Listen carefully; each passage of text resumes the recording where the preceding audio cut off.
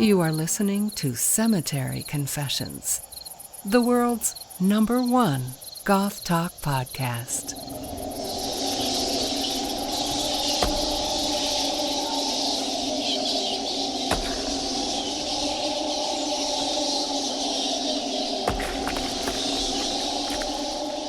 Hello and welcome back to Cemetery Confessions. This is the second part of our Facing Nostalgia episode, although of course you don't have to listen to it in a particular order.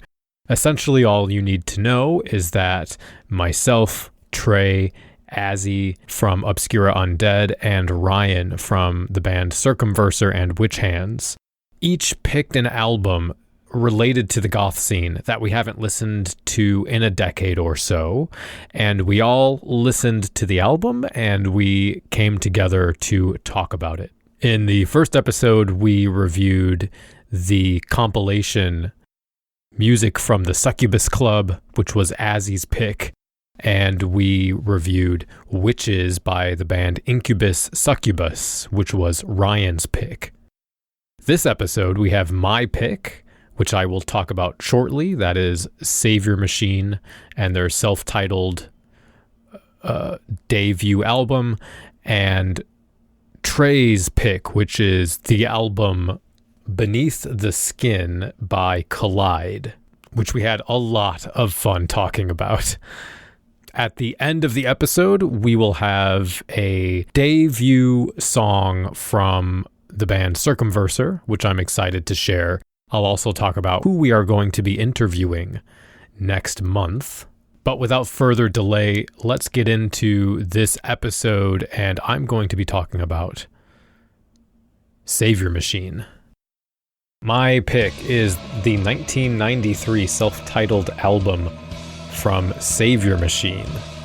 And if you're not quite familiar, they are a Christian band that didn't have much success in America, but were quite popular in Germany, at least from what I hear. They took the name of the band from the song The Man Who Sold the World by David Bowie. And they largely put out concept albums. This is the least concept-y of their albums. Their next 3 albums were it was like a trilogy basically.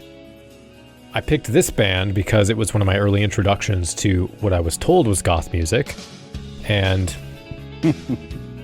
whether or not this is goth, it's a different discussion, but at the time I was listening to a lot of synth pop and industrial, and so I think it's kind of interesting that the guitar-based music I was listening to was the Christian music. For anyone who's a masochist or is morbidly curious, the other Christian goth bands I was listening to were The Awakening, which we talked about last time, who are a good band. Leper, who are from Chicago, and they're still friends of mine. They're more of a synth-based band. There was Rackets and Drapes, who were basically a Marilyn Manson ripoff. There was a band called Spirit Child, which were a theatrical goth rock band that were based out of a now defunct Christian goth church in Decatur, Illinois. There was Dead Artist Syndrome, who were basically the progenitors of Christian goth. They were the first Christian goth band. I think their album was out in 1989. And then Bats in the Belfry and The Wedding Party as well. So you could do your own research on that. But Saviour Machine is also known for putting on, I guess, first of all, they're known for rock operas, basically, which also bled into their shows, their live shows, and all their music is about the Book of Revelations, more or less. And it was the rock opera part of that which I really associated with goth because of the dark imagery, the dramatization.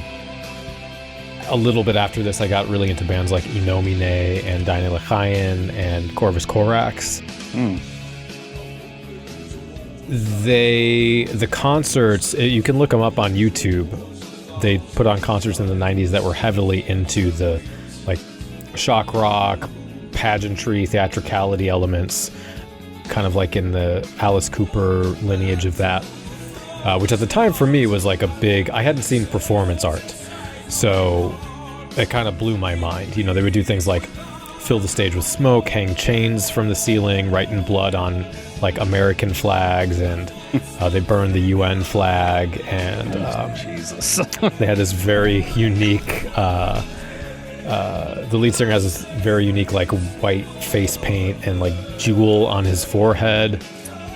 And so sorry, is that the represented by the album cover of that mask, or is no, okay. I think the mask, I think what I heard was they just thought it looked cool. Fair. It does, actually. Reminds me very much of hexadecimal. I actually think the concerts hold up pretty well. I think they're still fun and interesting. You know, I didn't have like a Deform or Umbra et Imago or whatever, Blue Dangle kind of reference. So this was like, it is still kind of in that lineage of Christian passion plays, like that Heaven's Gates, Hell's Flames was something that I grew up with. I don't know if that was their intention or not, but that kind of was all around the same time for me, so it kind of bled together. Yeah, so concept albums, they had 3 concept albums. I won't really get into that. Let's just get into the album. The vocals. Well, let's start with the vocals. I generally like the vocals. I think they're good. I think they're pretty good, actually. I really like them for the most part. I think he's taking cues from like David Bowie. I think some of the songs are even just kind of vehicles for the vocals in a lot of ways. I think there's some like U2 influence. Somebody else I heard pointed out that the beginning of Carnival of Souls has a lot of U2 inspiration in the guitar and the vocals. He does that kind of like vibrato thing as well, which actually you do, I think, something similar with your voice, Ryan, and I really, really like that when you do it. I like the intensity and the theatricality of it. I do think you do a better job, though, just in the sort of like, well, in a lot of ways. But what's missing from this album, I think, is a range, emotions, and like eliciting different emotions and feelings. It's all, he goes 100% and nothing else. There's no dynamism. Well, it's also almost the same notes and feeling expressed almost every time. Yeah, and then, it's good for a bit, but for me, over the course of the album, it became pretty fatiguing because it's so intense and it's the same thing. He doesn't do anything with like octaves or tempo or vocal fry or anything to, I do think he has a lush and rich voice that's impressive, but it becomes kind of flat in a sense because it doesn't go anywhere. Yeah. No dynamic. Starting to sound like me over there. Is he the primary composer? As far as I know, yeah. I do think he worked with the other musicians, but I have a strong suspicion, based on being in a band, that it's less dynamic because one person did most of the writing. So there wasn't a lot of push and pull or ideas brought in, would be my guess and impression. And he always knows he can hit that really dynamic note, so that's every verse and chorus of every song. Except for when he gets sad for a minute. Not even a bandmate to go, what if I did a pick slide into the chorus? Or the intro. Or the outro. Or every 5 minutes. Yeah. That would be every song. Yeah, I would be. I thought progressive metal was a big influence. Pink Floyd is kind of my only reference for prog rock, but I think you can hear that they take influence from that band. Yeah, you're gonna need to listen to more Rush and Genesis and Yes and stuff like that, because Pink Floyd, they're mellow. I would consider them in the progressive genre. They're definitely experimental, and I love Pink Floyd. They have a lot of like blues and gospel a little bit. It's funny you say that, though, because that song, Son of the Rain, he starts chanting the name of a Pink Floyd song. To the point where you wonder if it's from like an old sci-fi book or something. But yeah, there's a Pink Floyd song they did in their early days that was to trip out on called Set the Controls for the Heart of the Sun. Oh yeah, that's the name of the track. Yeah, and they basically lifted that and had him do it on, I think, the bridge in Son of the Rain. So interesting. Yeah. I guess my other reference was like in the theatricality end of the drumming was Dream Theater. Like you got some of that. Yep. And now you're getting more into the progressive metal side of things. Well, and I think like they kind of blend the gothic metal with prog rock in a way. I heard a little bit more symphonic metal. Seeing a lot of symphonic metal, a lot of gothic metal too. Yeah. And the triumphant ways the choruses go into this very triumphant power metal feel. That, I felt a lot in it too. It reminded me a lot of Nightwish, but if it was just hitting that one tone the entire time. Daywish. Or Knights Templar this is Wish. another one I struggled on. Yeah, this was a rough listen. I always followed it up with Incubus Succubus. I have to listen to this one in pieces because I'm like, I cannot sit and listen to more than like 3 or 4 tracks at a time. I was actually, like I said before, I was surprised at how much I did like this. I didn't love it, but I liked it more than I expected to. I did like it, I think. And, I struggled because this is not the album I'm most familiar with. It was one of their later albums, but those 3, like that trilogy of albums are... this is structured more like... these are all songs, whereas the other albums were much more into the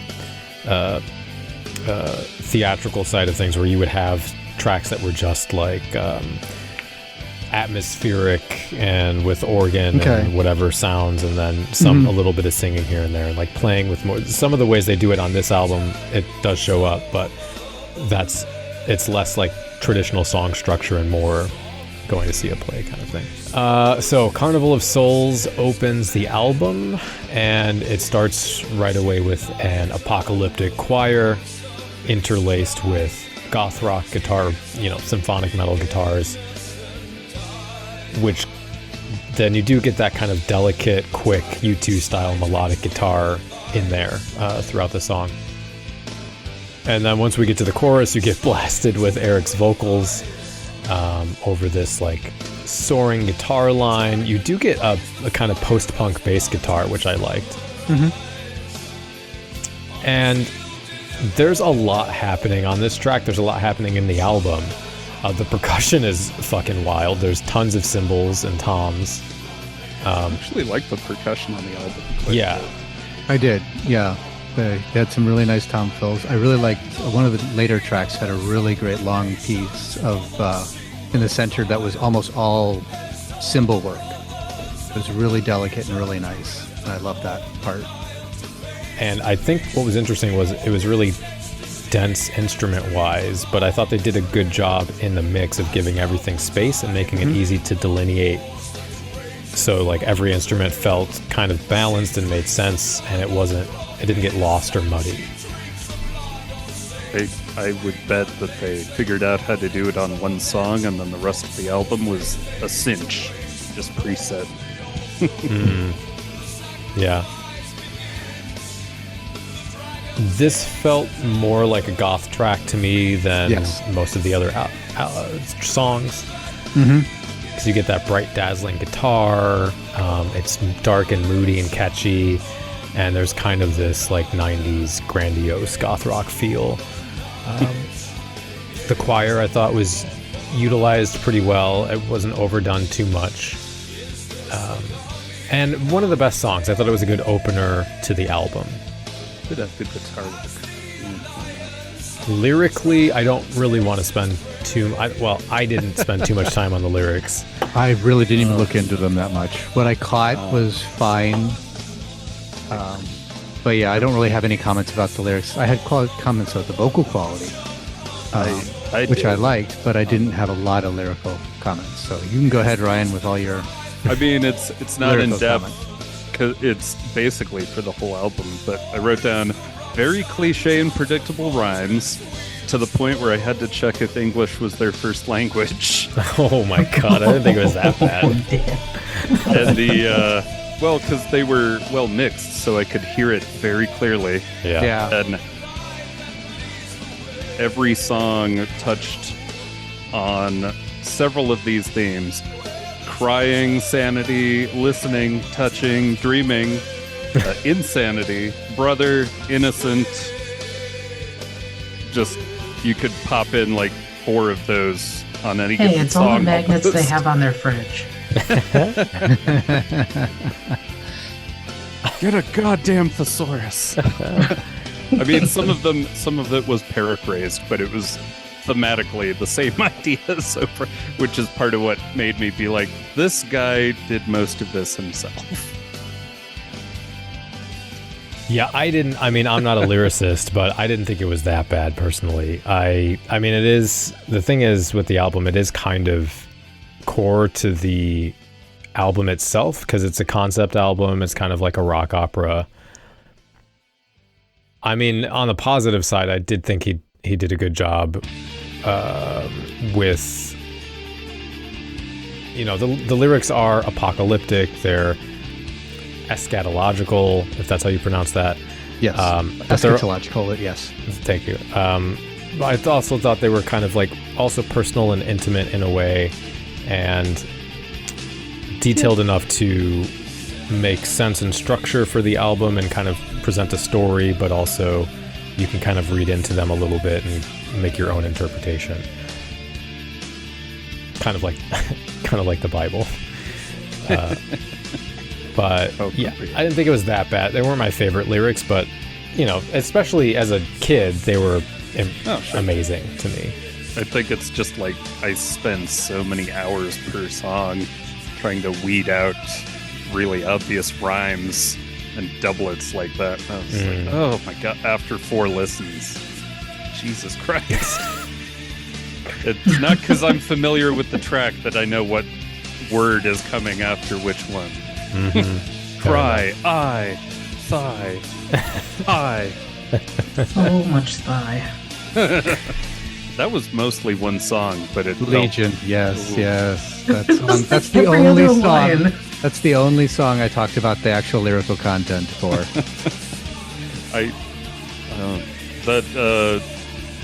God, crying because you're treating a brother because of the color of his eye.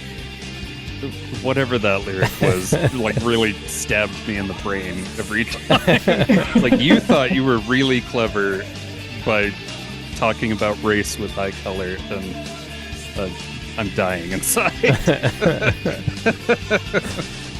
Anyway, that's all I had on lyrics. We can talk about lyrics in Legion too, because actually I have the fun fact about that is this section. I'll read them here actually because I wrote them down.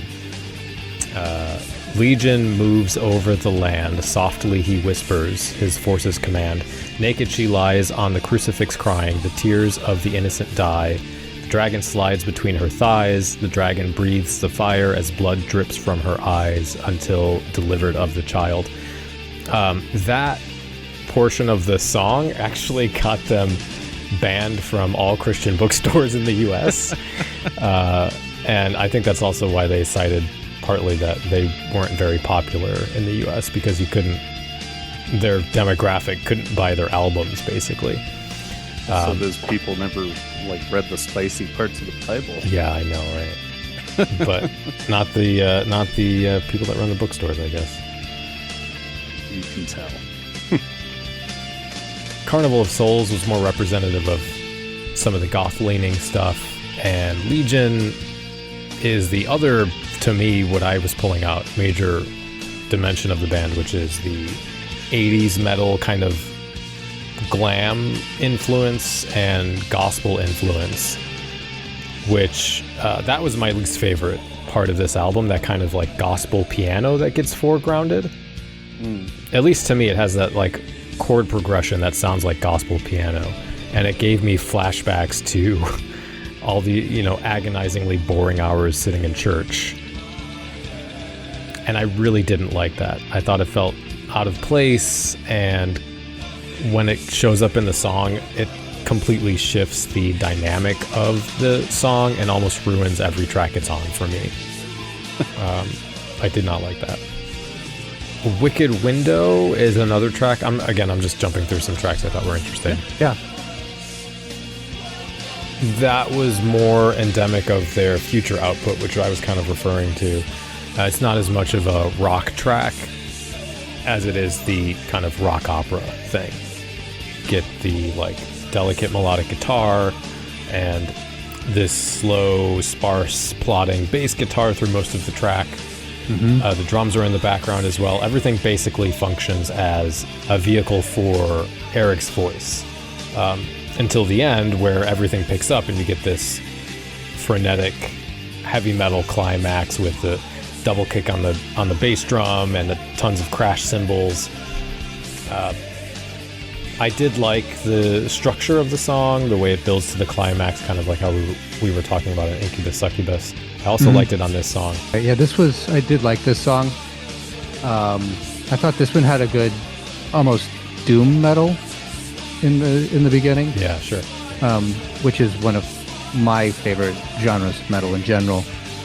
And it kind of waffled between that and their symphonic metal sound, which was really good. And then I really liked the interlude at the middle, where it was just a clean picked guitar with the cymbal and bass accompaniment. And that's what I was talking about earlier, where it had the really nice, delicate, pure cymbal work with none of the other drums.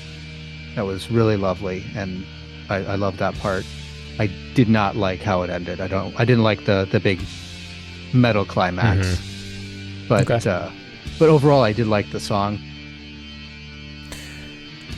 Killer is the 10-minute track on the album, which is Middle East Bathroom break. Yeah, that's where you get this, like you said, stereotypical Egyptian melodies and the guitar and the synth, and that also continued on future albums. They leaned into that a lot more, and I assume I think it's supposed to be in service of the story setting and creating a kind of diegetic cue for that kind of like nation state conflict happening in Revelations, but I don't know. I'd have to actually think about it. The bridge that they go into, the instrumental, is the Terminator theme song. Is it really? Yeah. The killer breathes. Yeah, it stood out to me because it shifted out of that Middle Eastern mode and then back into it when the vocals came back. Yeah, no, it started with that. It started with the Arabic scale or some exotic scale from that area, and then did drop into more of a standard minor pentatonic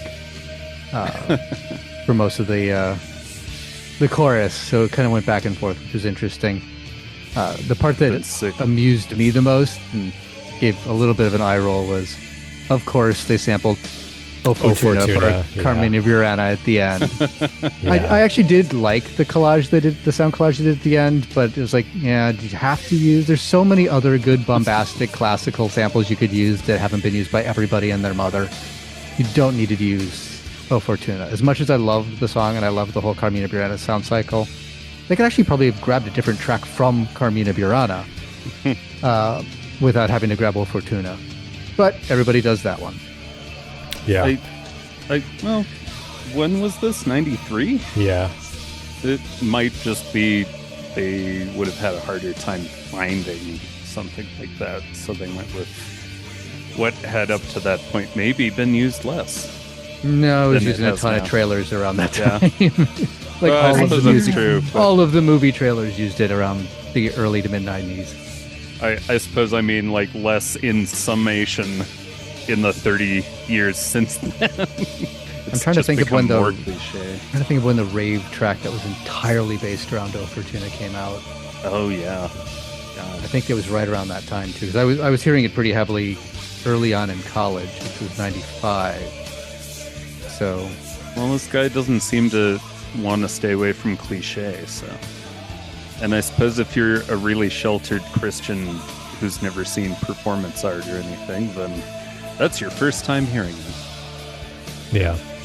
Well, they do, so they do that. It's this sort of like cacophony of sensory assault. Yeah. You get movie samples, I think, and then like tribal drums, and there's whispering and a couple different choirs, and it's like a tornado of sound basically, and the O Fortuna thing's in there. I did want the only notes I had on the track Mask was just that it has a fat ass kind of post-punk bass line that I really like. Yeah, that one actually stood out. The instrumentation on it, guitar and the bass groove and everything was really good. I didn't hate that one. Yeah. Throw that as a quote on the album cover.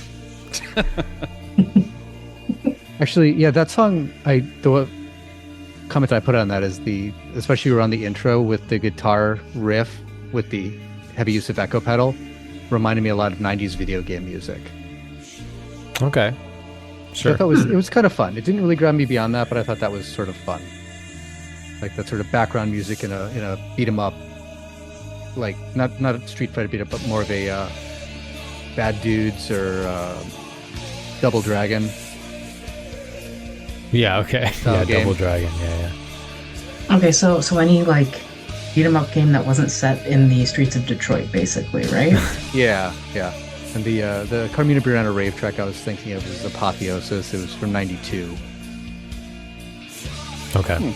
So I went into this kind of liking the album. I think I realized at some point listening to this that I didn't want to like the album, partly because I'm resentful of my experience in the Christian goth community, and these sort of, I don't know about Eric, the guy from the band specifically, but I know he's not distanced himself from some of the people in that scene that have these like far right Republican ideologies that are in that sort of specific brand of Christianity, and the kind of bigoted, shame-motivated, proselytizing, the existential dread that I felt and embodied as a Christian kid was bad enough, but knowing that there were adults perpetrating that kind of trauma on kids is even worse.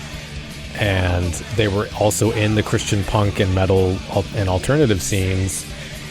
And again, I don't know about Eric specifically, but I know he was like friends with some of those people that I could say their names, but it wouldn't make any sense because to anybody here or listening probably. I watched one interview with him and he seemed like a laid back, open-minded dude.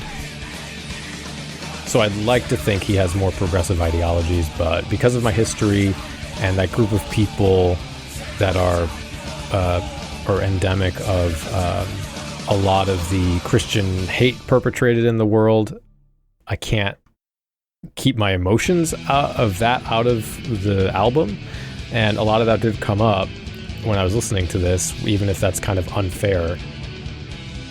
They use the Book of Revelations as their thing, and that sort of worship of that Christian worship of Israel and the end of the world and that obsession with the end times really was existentially terrifying to me as a kid and gave me nightmares, and still kind of elicits a trauma response sometimes when I think about it. And so all of that personal history is kind of attached to that. And, we're talking about nostalgia, so that's like, I can't not mention that.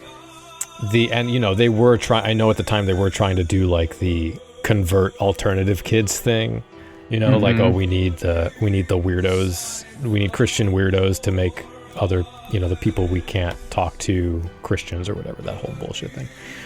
Scum of the earth and not of this world. Yeah. Cool youth pastor shit. Yes, exactly. Yeah, that's usually the one thing that generally rubs me the wrong way about this sort of thing. I definitely enjoyed, or in general, I enjoy, from an ironic standpoint, I used to listen to the College Station down in Champaign when I was in college had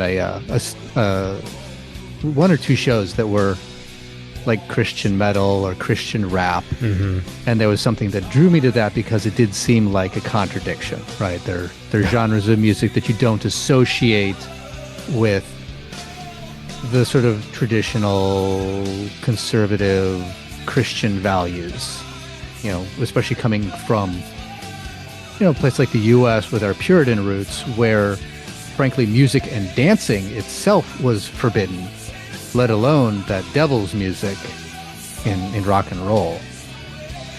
So I was always sort of drawn to that just because I love things that are a juxtaposition and things that, two things put together that just don't seem to belong with each other. It's always been one of my favorite things to experience. I guess I just kind of love diving into cognitive dissonance a little bit. But at the same time, I also see the co-option of popular music styles within a traditional religious framework, where that traditional religious framework doesn't actually change its underlying beliefs and underlying things that are contrary to what a lot of those popular movements are fighting against or protesting against, at least in their normal incarnation. I view that as a co-option, as almost a Trojan horse, like you were saying with getting the alternative kids to bring in other alternative kids. It's a way of going, hey guys, look how cool and hip we are, come join us. And then they just get their hooks into you and basically shelter you from the rest of the world so you can be totally indoctrinated in their thing. But they draw you in with the spectacle, with the entertainment. And the bands didn't bother me nearly as much as the mega churches and how they would have these giant auditoriums with, you'd go to mass and it would be like a concert, not just a mass. It would have mass parts, but then instead of having the choir doing the hymns, you'd have a little rock band and a light show to get all the kids hyped on it. And then funnel the kids off to their little youth activity group where they can get thoroughly indoctrinated.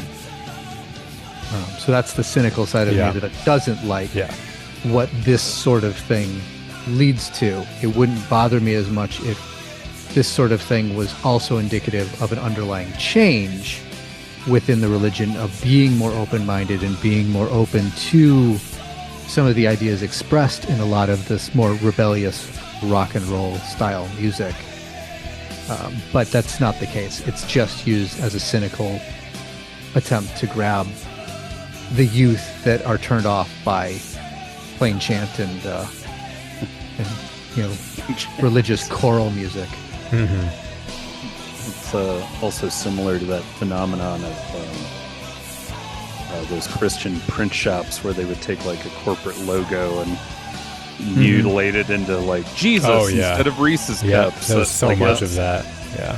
Which there were those things that I love, but I hate at the same time. When I would go to the Christian bookstore, in that era they had laminated printouts that would have a list of non-Christian bands, and then if you like this band, listen to this Christian band, and it was ridiculous. So some of the stuff I did like the songs Jesus Christ and Killer. I did think had really catchy choruses that I found myself singing around the house. I mean, Jesus Christ certainly got Ryan. That's because it was a lament for me. Jesus Christ! At least I knew the end of the album was coming along with the world. So. Oh, but then there's the resurrection. Was there another track? I didn't hear it. No, you have to start the album over again. It's like Jesus Christ Rebirth. 2, Electric Boogaloo. Because the infallible God didn't do it right the first time.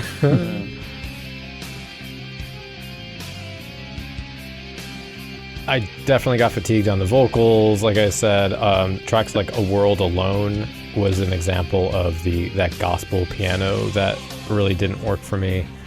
I still liked the theatricality and the dramatic nature of it. It did feel apocalyptic. It did get across for me that like despair and nihilism and hopelessness kind of like, you know, what they're trying to do, like, oh, well, you feel this and then here's some hope. So, that was there. It was kind of hit you over the head with it. But what gets me about that is when you're talking eschatology and apocalypticism, it ends up being the same. Like, there's no point in keeping pollutants out of the environment because God is going to end the earth. Oh, yeah. Yeah. So exactly. You can be nihilistic for a different reason, and you're better than everyone. Yeah. Yeah. I did like the production. I thought the tracks were well balanced, and I don't know. I didn't hate this album. It definitely, like I said, fatigued me, but there were tracks that I really enjoyed, and then like overall, I thought it was. Maybe I would say it was like mid, but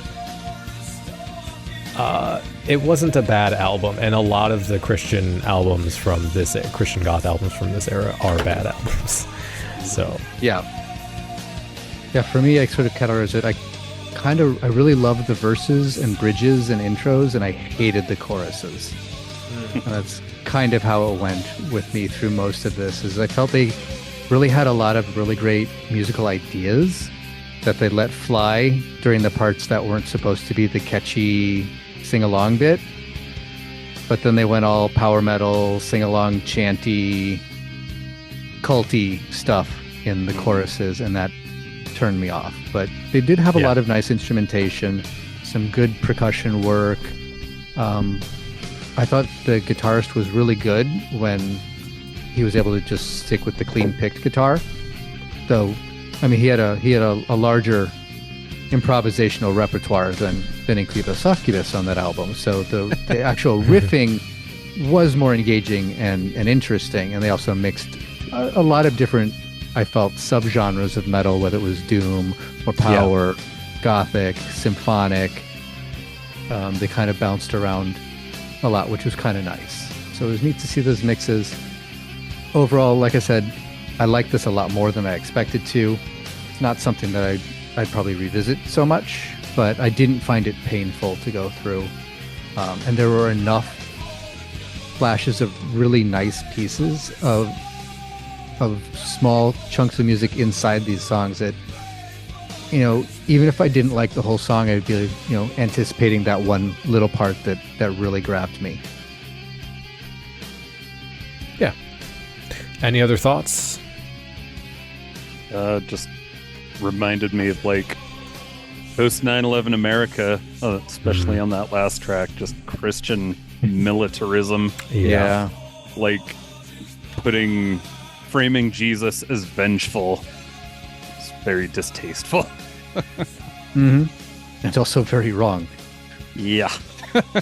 The Father is the vengeful one. But they're the same. They are one and the same. They're schizophrenic. And y'all are making me appreciate how much, like, religion I've missed. I wasn't even brought up that way. And, like, ugh. Yeah. I wasn't really either. Just remember, everyone, the Holy Trinity is a singular they. Yes. I thought the Holy Trinity was dick and balls. I would pray. I would kneel before the dick and balls. All right. Well, Trey, let's wrap this fucking beast of a conversation up with Collide Beneath the Skin. All right. So, Collide Beneath the Skin. This is, I mean, it's debatable, but I think this is their first album. It's also the first one they list on their webpage, though their Wikipedia article says it's their second album. But the first album they list is pretty much the same songs as on this album, except they're, I think, demo versions. I haven't really listened to it much. But this is pretty much Collide's first album. Definitely the first album of Collide that I heard. And what really got to me with this one is it was relatively early into my journey into goth, and probably one of the first albums I got that wasn't based on someone else's recommendation. In fact, it was really more of a happy accident, because I used to go, you know, I just was getting into goth as I went into college. So it also was just getting into buying music and just getting into music at that point as far as a passion. But I started with getting a list of recommendations from a friend after I bought haphazardly a couple of albums, and my friend said, "Oh, hey, you should check out these other bands that are, if you like those bands." And she gave me Bauhaus and Susie and Sisters and Dead Can Dance and all that stuff. So that was sort of a curated view of goth that I got, and then of course I went immediately towards looking up goth, being very blatant, which takes you to all the comps because those are the only things that usually say goth in the title. So that's how I got all the Cleopatra goth comps from the 90s. And so a lot of my introduction was from that. And I'd learn other bands, whether it's Alien Sex Fiend or Shroud or Corpus Delicti, things like that I've discovered through comps. But then I started branching out more. I started just going to record stores, whether they were Tower Records, where I could listen at the little listening stations, or where I found Collide, which was actually, we had a little semi-independent record shop in the downtown college town area in Champaign that I would frequently go to. And I would just it wasn't very big, so I could go up and down and look for all this stuff.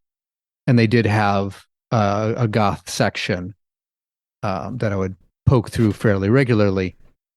And that's where I found Collide. Didn't know anything about them. Thought the album looked interesting. Read a little bit about how, it's a mix of harsher industrial sounds and lighter goth sounds, which, other than going out to goth clubs where I heard industrial and goth both played, it was still very separate. You'd have like a chunk of music that was the goth set, and all the goths would come out and be swoopy, and then it would transition. You'd have the stompy industrial set, and all the rivet heads would come out and being all stompy and aggressive, and it would kind of be back and forth. And while it was definitely a sensation that, we shared the space, and a lot of us enjoyed the other side's music, but there was still a distinction, a separation there. And then this band was talking about, and as their name implies, a merger of those two things, which I thought was really interesting. And like I've said a couple of times here, one of the things I really do enjoy is a good juxtaposition, a good idea that, two things that seem like they're contradictory to each other or at odds with one another can be joined in a way that enhances them both. Mm-hmm. So that was sort of how this was sold to me in the little blurb on the back of the album. So I picked it up, listened to it, and pretty much just fell in love with it immediately because it was exactly as written on the tin. It was that mix of a very experimental, noisy sound collage, industrial soundscape with very ethereal 90s goth vocals and a lot of varied vocal textures and stuff like that. And I fell in love with it. So that was sort of my introduction to this band, and I listened to it a whole bunch early on. But since it was early on in my journey into goth and journey into music, as my acquisition of music ramped up and I started getting more and more stuff, especially as we went into the rise of file sharing and your Napster, though I kind of missed the Napster thing. I didn't really get into file sharing until shortly after Napster started flaming out. But don't remember. I think it was Audio Galaxy was the main one that I really got into. A little bit of LimeWire, and then the Email Network were the main ones that I really gravitated towards when I first started getting into file sharing. And I became a voracious collector of any and all musics. It of course started with goth. That was the core of what I was getting into. But then I would branch out with who inspired this band and what are they referencing here? Oh, this band is name checking this other band. Let me look at that, and who inspired them and who inspired them, and back and back and back, and just developing more and more of a fascination with music history and where these ideas come from and where they start and all that. So because of that rapid expansion of my music library, individual albums that used to get constant play because I only had like 5 albums became played less and less and less as I'd be constantly seeking out new sounds and new things. So Collide kind of fell by the wayside. I still had the tracks from the album that I loved, and I certainly haven't completely avoided this album for decades, but I haven't listened to it as an album in probably 20 years. You know, your things like Beneath the Skin that gets played out at clubs, um, that I'll still hear, and I'll still, you know, it might pop up when I put my music collection on shuffle every once in a while. So I've definitely heard the tracks recently. But yeah, this is the first time I've listened to it as a whole, as a full album with intention for a very long time. Yeah. So before I kind of go into a track breakdown, I did try to do a little bit of research, as we usually try to do, to learn a little bit more about the band. And I found researching Collide to be remarkably frustrating. I looked up a bunch of interviews. They have a bunch of interviews, and I don't know if it's just the quality of the interviews or it's just how Karen and Static are as interviewees. They are remarkably superficial and talk very little about the music. Interesting. Which I found very, very frustrating. I found very little information about influences, very little information about what things mean. The main thing you usually get is Karen is always talking about how she is very improvisational. She likes to just feel the music and do what comes to her. It's not as plotted out as planned. Her lyrics are very personal and very emotional. And I find that interesting. It talks a little bit about their creative process, but their answers were always very, very short and didn't give me a lot of the depth that I would really prefer when it comes to, you know, digging into what an artist feels about their music. So I found that to be pretty frustrating. Static was a little bit more descriptive about his style, as far as how he shapes and crafts the underlying music beds that Karen sings over. And they did talk a little bit about their dynamic and things like that. But I mean, they started in the early 90s. Basically, it was sort of a happenstance chance meeting at a party between the two of them in like 92 or something. They weren't really clear on it. It was very fuzzy, but they kind of met, they clicked, started talking, started doing things together, and then started collaborating on some tracks, leading to the first demo album, which Wikipedia says is their first album. But this is really, as far as I can tell, their very first release from 96, their first full album release. And we'll just go track for track like we have been doing. So I'll start out with The Violet's Dance, opening track of the album. And really, I think it sets that tone. It really matches what was on the tin when they said they're doing a combination of the sort of industrial, noisy, experimental sound with a very, not quite traditional, but very ethereal, emotional music. They like to also talk about how they play with masculine versus feminine, with the industrial part being the masculine and Karen's vocals being the feminine emotive thing. So the first track definitely has a lot of that, and it grabbed me right away.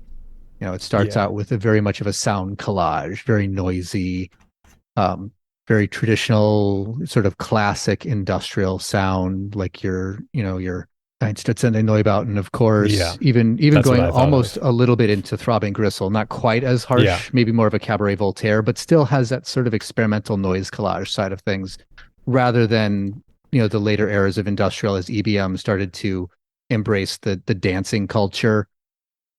Reminded me a bit of Kidney Thieves. Yeah. It's like Kidney Thieves meets the Eden House, kind of. Yeah, I can see that.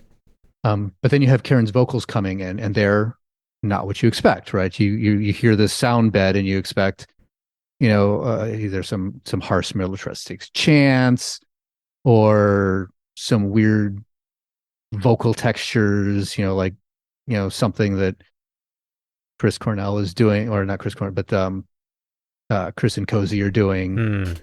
Something with the gristleizer, with Throbbing Gristle, where it's very affected, very distorted vocals, something like Ogre. But you don't get that at all. You get a very clean, very emotive, very textural feminine voice.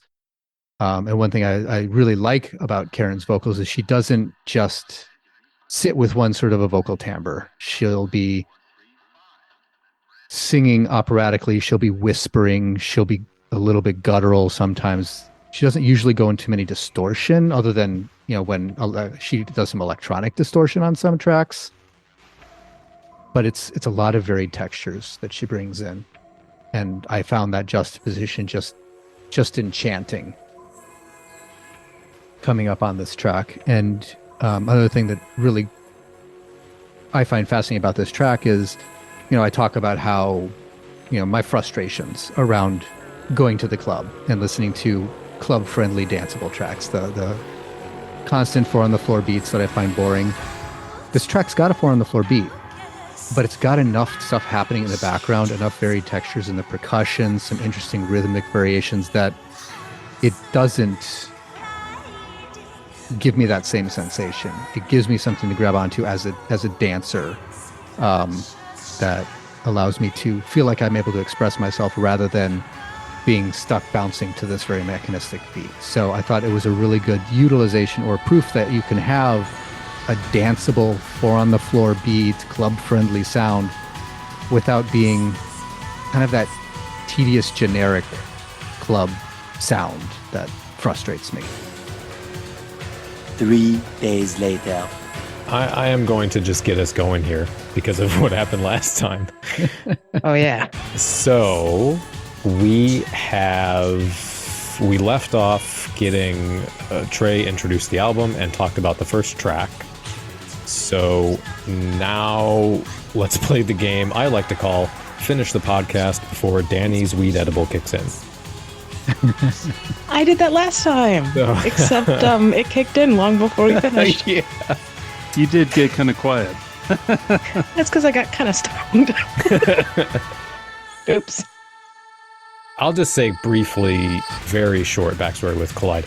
I also, weirdly enough, considering that we didn't coordinate this, I found out about Collide through Vampire the Masquerade Bloodlines as well. Same. So, yeah, I thought that might be another connection. I was thinking about comps too, because we talked about comps a lot. But one thing I forgot to mention that I loved with that Dancing Ferret comp was that it came with a DVD as well. Oh. That had a bunch of music videos on it. At least, my copy that I got from Hot Topic. And which was fucking great. I loved that. It also has one of my favorite songs from the era on that album, which is kind of in the vein of Collide. Not quite, but it gives me the same feelings, which is Spin Moon Magic by The Dream Side. I think both of those bands have that kind of ethereal quality to them that later got me into Faith in the Muse and Clairvoyant and The Eden House and that kind of stuff. I'm familiar with The Dream Side. I don't know if I know that track, but it's another one of those bands that I had like one album that I bought and enjoyed and just never really dug that much further into them. Yeah. So I've been going back and listening to a lot of these bands now because it got me on. This album specifically got me on a bender because I think this is my favorite album of all the albums that were brought personally. That makes me happy because you've not generally been all that positive about Collide. Well, as a band historically. Yeah, I mean, the two albums I was most familiar with that I had listened to were what were they? Chasing the Ghost and Some Kind of Strange. Okay. Yep. Oh yeah, and then Vortex, but Vortex was like a remix album. Yeah, it's a remix album. And I think Trov or Zetorv or whatever. Vortex spelled backwards. Oh yeah, yeah. I think this is a better album than both of those. I think it just has a perfect blend of like atmosphere and industrial, and it kind of blending, like you mentioned Neobauten as well, which previously, which I thought of also like Autumn's Grey Solace on the other side of things, that kind of uncanny preternatural, crumbling gothic architecture graveyard kind of feeling with the industrial thing. And so I really loved that. Yeah, I had never heard this album before. And I did not know that Collide could sound like this. Yeah. But I really loved how full and cinematic the album sounded. It had so much great interplay of like space and noise and sound and signal. Yeah. It was great. But in general, like, it reminded me in some places of, like, it was so California, but it reminded me in some places of, like, early Red Hot Chili Peppers, early Bjork, Primus. Like, just kind of hit on all of those notes. There was, like, one track halfway through or towards the end of the album that sounded like, what's that song? Winona's Big Brown Beaver or something? Really? I mean, that is a Primus song, yes. Yeah. I'm trying to think of which it song kind of had has that, because I can't think of many that really grabbed me as Strange. funky. No, there was Strange. Yeah, The song is called Strange. yeah, that's got the funky bass line in it, if I remember. It's funny. My only note on that one was the outro. The outro of Strange sounds like Closer to me. There were a few tracks that have a Nine Inch Nails evocative sound. Yeah, I think they must have been using a few of the sounds from 90s Nine Inch Nails. Must have. That one surprised me. I definitely, having my memories of that era and remember living through it as I was getting into the scene, there was a lot of reuse of sounds, and some of that was due to the emerging sample library market, which was just appearing in the mid to late 90s. Yeah. And I started grabbing a couple, and of course, I was grabbing the ones that were the industrial ones, since there weren't really any goth sample libraries commercially available, but there was definitely weird sounds and industrial sounds. And as soon as I got some of those albums, I started hearing the same loops on so many random tracks. Like, oh, yep, that's on that sample library CD. That is fascinating because you can hear that now with, like, MIDIs. Like, there's some really common MIDIs that people always use. Yeah, I think throughout the album I heard a fair amount of those kind of over-processed orchestral hits that Nine Inch Nails used to use a lot. And then their guitars actually struck me as sounding very like a lot of the Downward Spiral. Yeah, they definitely had a sort of a tropey industrial metal guitar tone when they had guitars on the various tracks. I don't think I'd ever heard Collide before this assignment. Okay. So I think I missed a whole lot of that, like, second half of the 90s, let's make industrial everything trend. And I really never got super into industrial beyond, like, some Nine Inch Nails, some Big Black, Attrition, that kind of thing.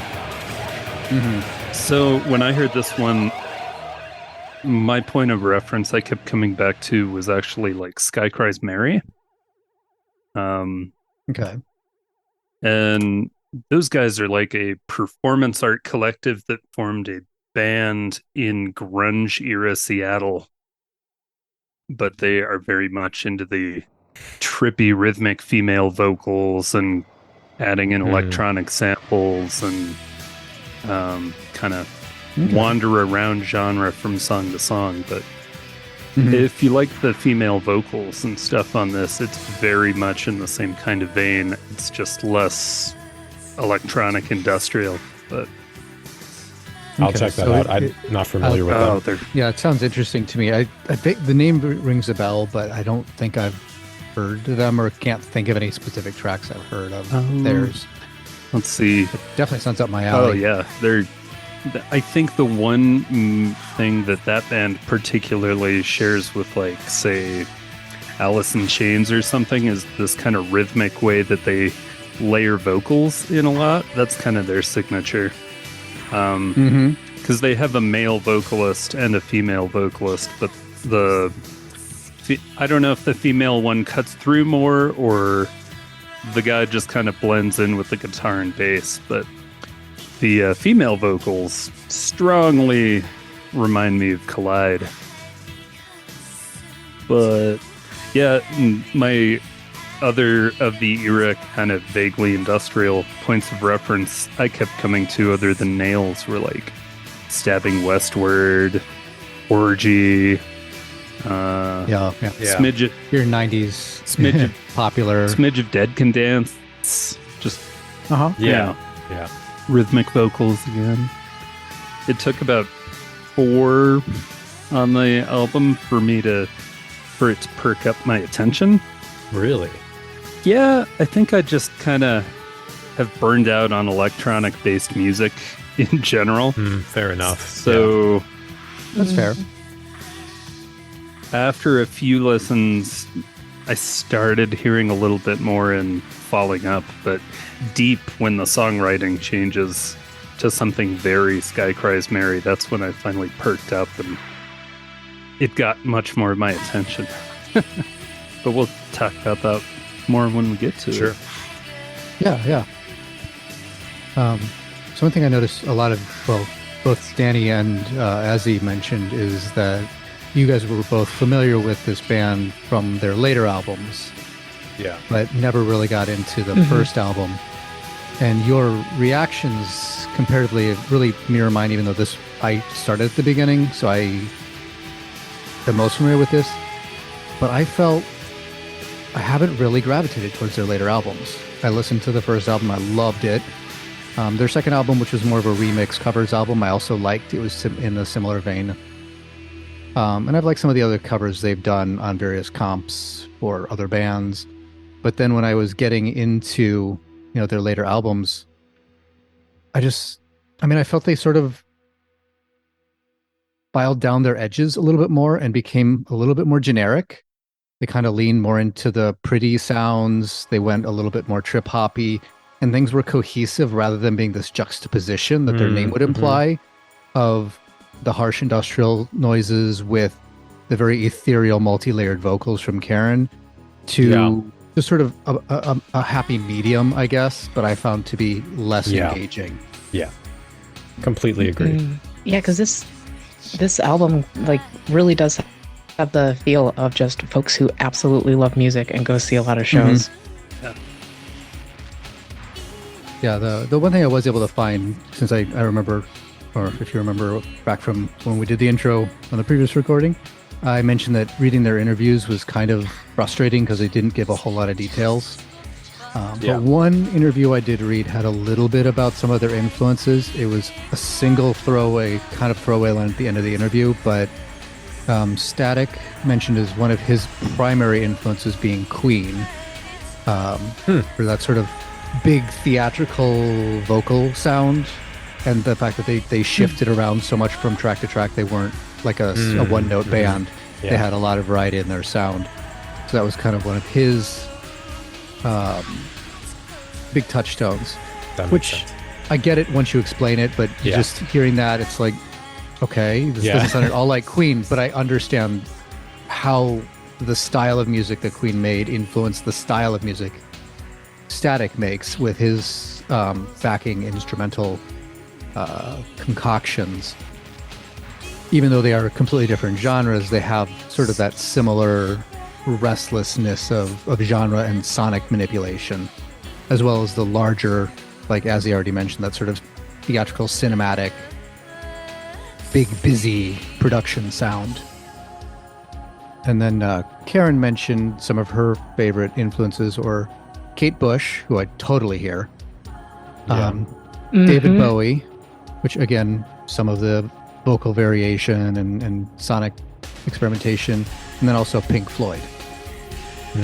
So hers I definitely see a little bit more to a degree than Queen from Static, but both of them make sense, and I get how the combination of sort of all of those very eclectic artists made something like this emerge. Yeah, I can see that. So let's go ahead and move on to Beneath the Skin. This is probably, I would say, probably their most popular track based on just club play. I've probably heard this one at the club far and away the most of any of their tracks. And again, like Violet's Dance, underlying it does have the very standard, 4 on the floor dance rhythm. So hence why it's such a danceable track, but it still has that very dense rhythmic and harmonic layering that Static does really well, combining sort of the noise and the melodic elements throughout. So it doesn't like a lot of 4-on-the-floor tracks, it doesn't tend to bore me. There's enough there for me to gravitate to. There's enough there to me to dance to that isn't the 4-on-the-floor beat, because that's one of the reasons I don't like the 4-on-the-floor, is because I find the way I dance, I like to interpret the music and dance. And I don't feel there's a lot of interpretation to be done with a standard 4-on-the-floor beat. You just kind of bounce to the beat, and that's the dance for it.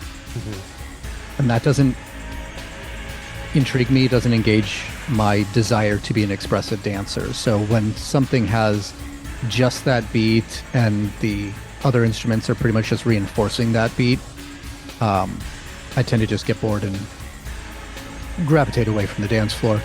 For this one, it had that. So for people who really like that, to ground them and to help them figure out how to dance to something, it's got that, but it's got enough other elements for me to focus on and to dance to, that I'm not stuck with this just static 4-on-the-floor beat to try to do something interesting with. There was a lot of good multi-tracked vocals on this one. Karen does a lot of different vocal styles and different vocal textures throughout. Even in a single line, she'll like go from word to word, from a whispered to a wail to some post effects distortion on her vocals. So it really bounces around. I really enjoy how they layer that and how varied and interesting that makes. I love that. I mentioned, or in my brain, you had like on this song 3 different vocal styles. You had the Autumn's Grace Solace, ghostly kind of vocal, and then one that almost sounded like Jill Tracy to me, which is like this delicate, wispy, kind of staccato vocal, and then, like you said, that robotic, harsher vocal. And the way that they stitch those all together is just, I love it. Yeah. Yeah, my notes are, sounds like if David Lynch made Blade Runner. I love it. That's great. Because I had a similar thought as well, where I was thinking like, because I'm not a fan of cybergoth, but this track feels like what I think cybergoth should be.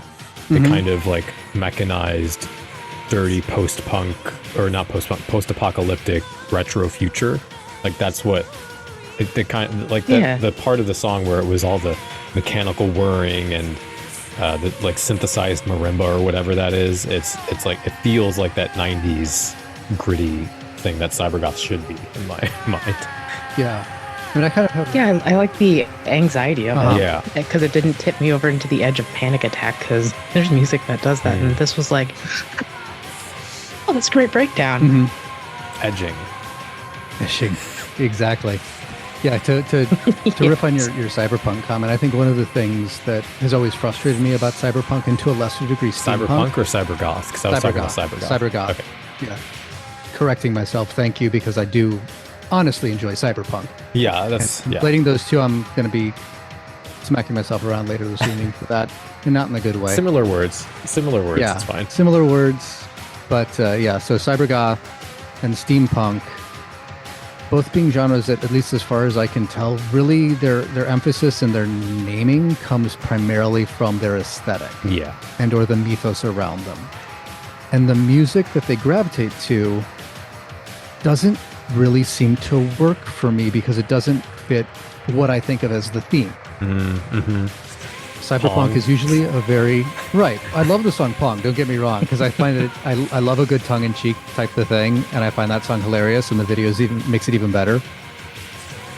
But, I mean, musically speaking, other than being amused by the fact that they're singing about Pong and they're using the sound effects and they're acting out in the video, it's not that engaging.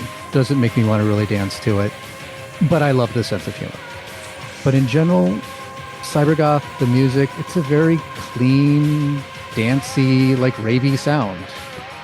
Yeah. And not that interesting. I don't find it all that closely related to industrial music in general.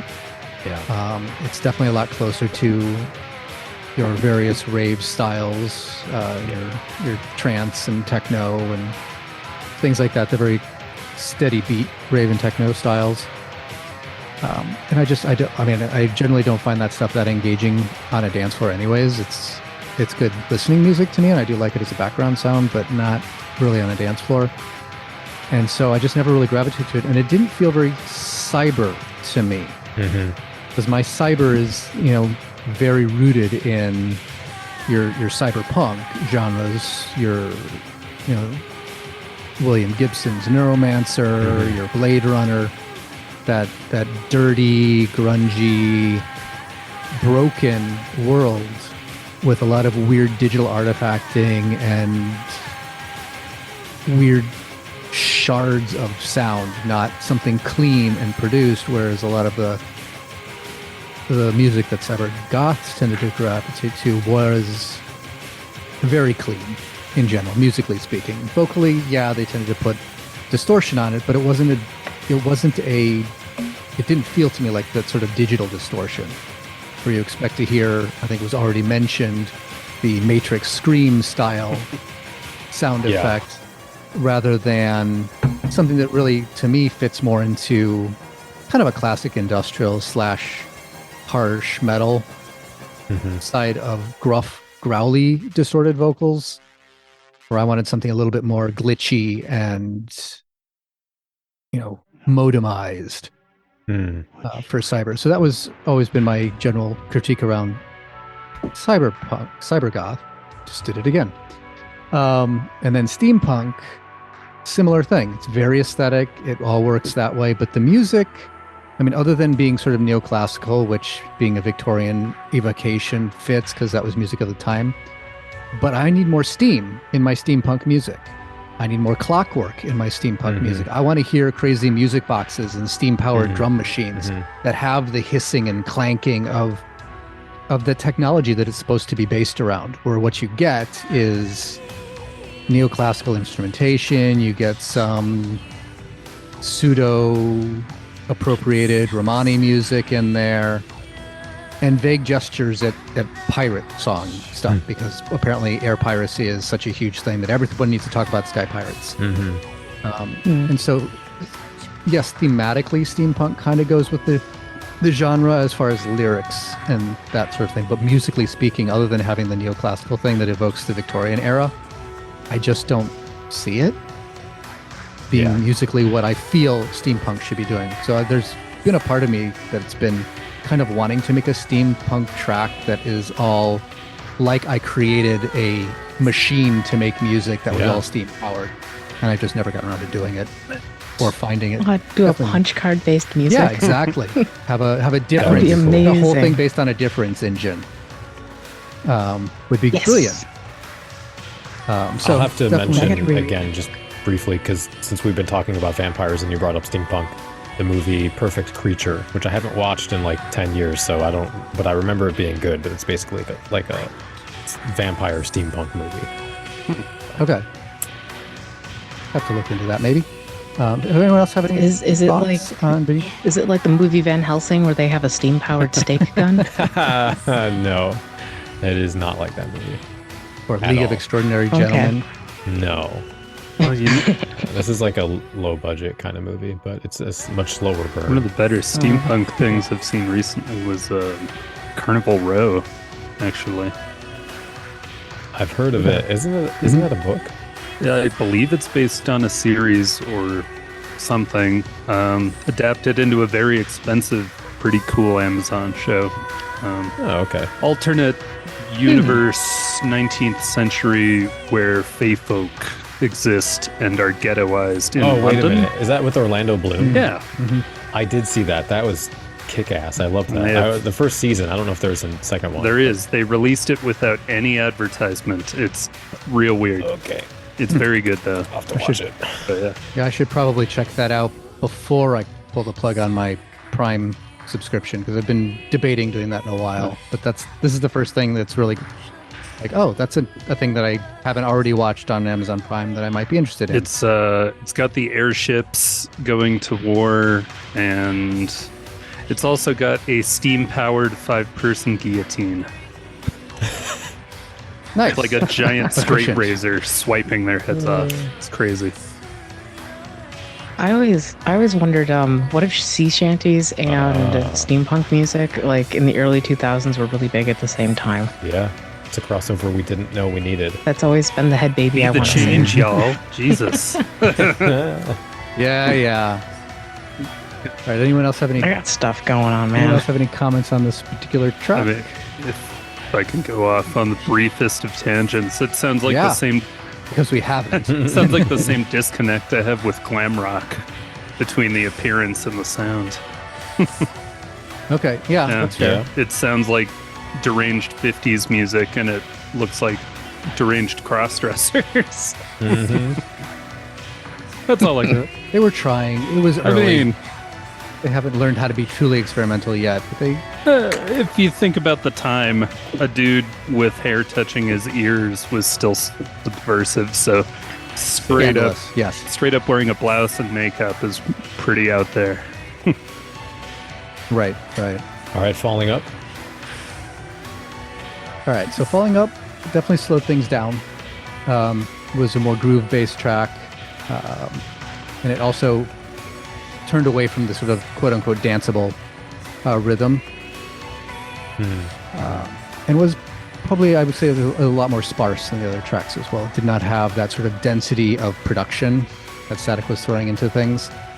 A lot of different textures from Karen still vocally, so it really had more of a focus on her vocal rather than having that sort of production background mixed with the vocal. It did bring in more of the industrial metal side of things. This was, I think, the first one that really started pulling in that industrial metal from the 90s.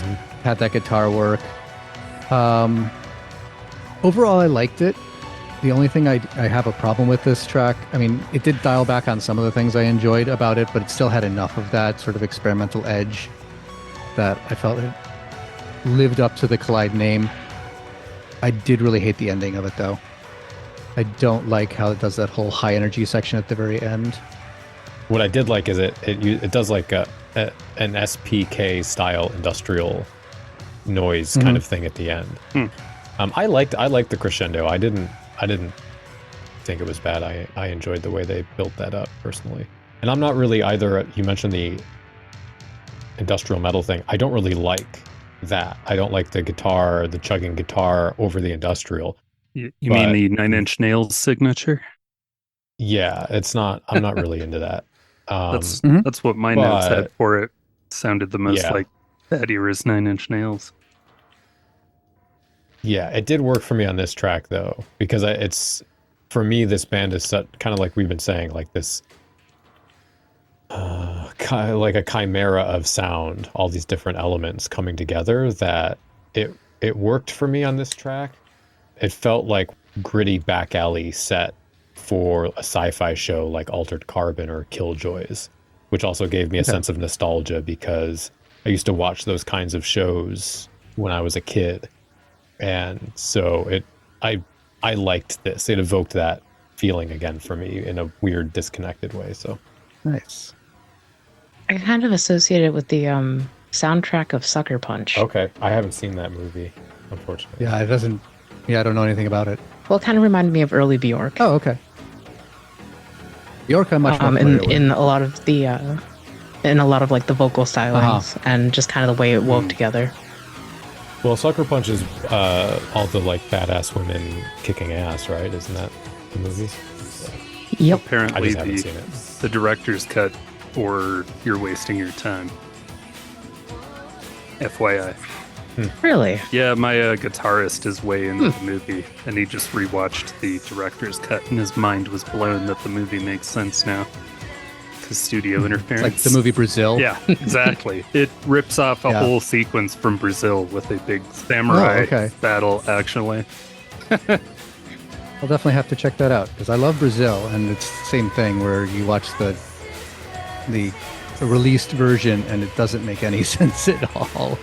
But the director's cut kind of still doesn't make a lot of sense. It is Terry Gilliam after all, but it hangs together better. The other example of that I know of is, I don't know if anyone has seen Kingdom of Heaven, but the theatrical cut is awful. Also doesn't make sense, and the director's cut is like magnificent. I've heard of it. I don't think I've seen it. It's a medieval... it doesn't matter. Tangent.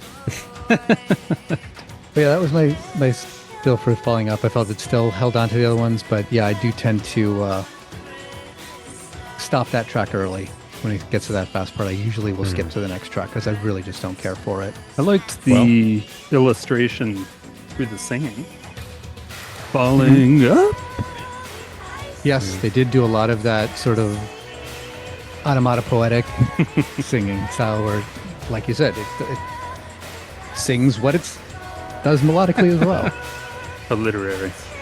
Mm-hmm. So I was in a coma for those first 3 tracks. Yep. They just didn't break through my rock and roller brain that much.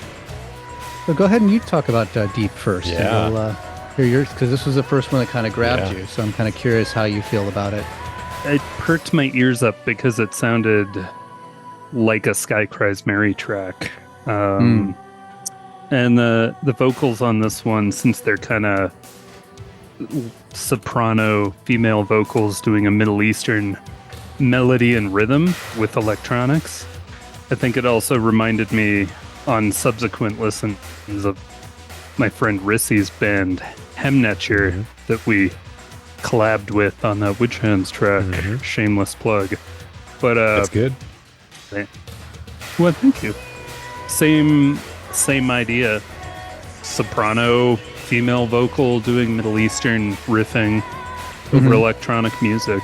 I think there's something in the singer's timbre that just keeps reminding me when she does that rhythmic sort of thing of the singer from Sky Cries Mary, though. Yeah. Can I just thank you right now for pronouncing that word correctly? Timbre? Yeah. Timbre? Look, we're not going to talk about it.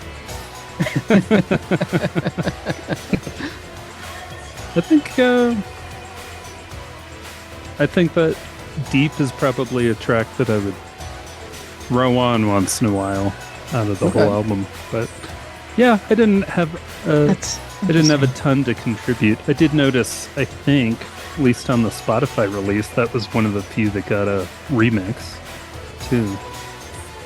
Which means the band probably liked it. Oh, okay.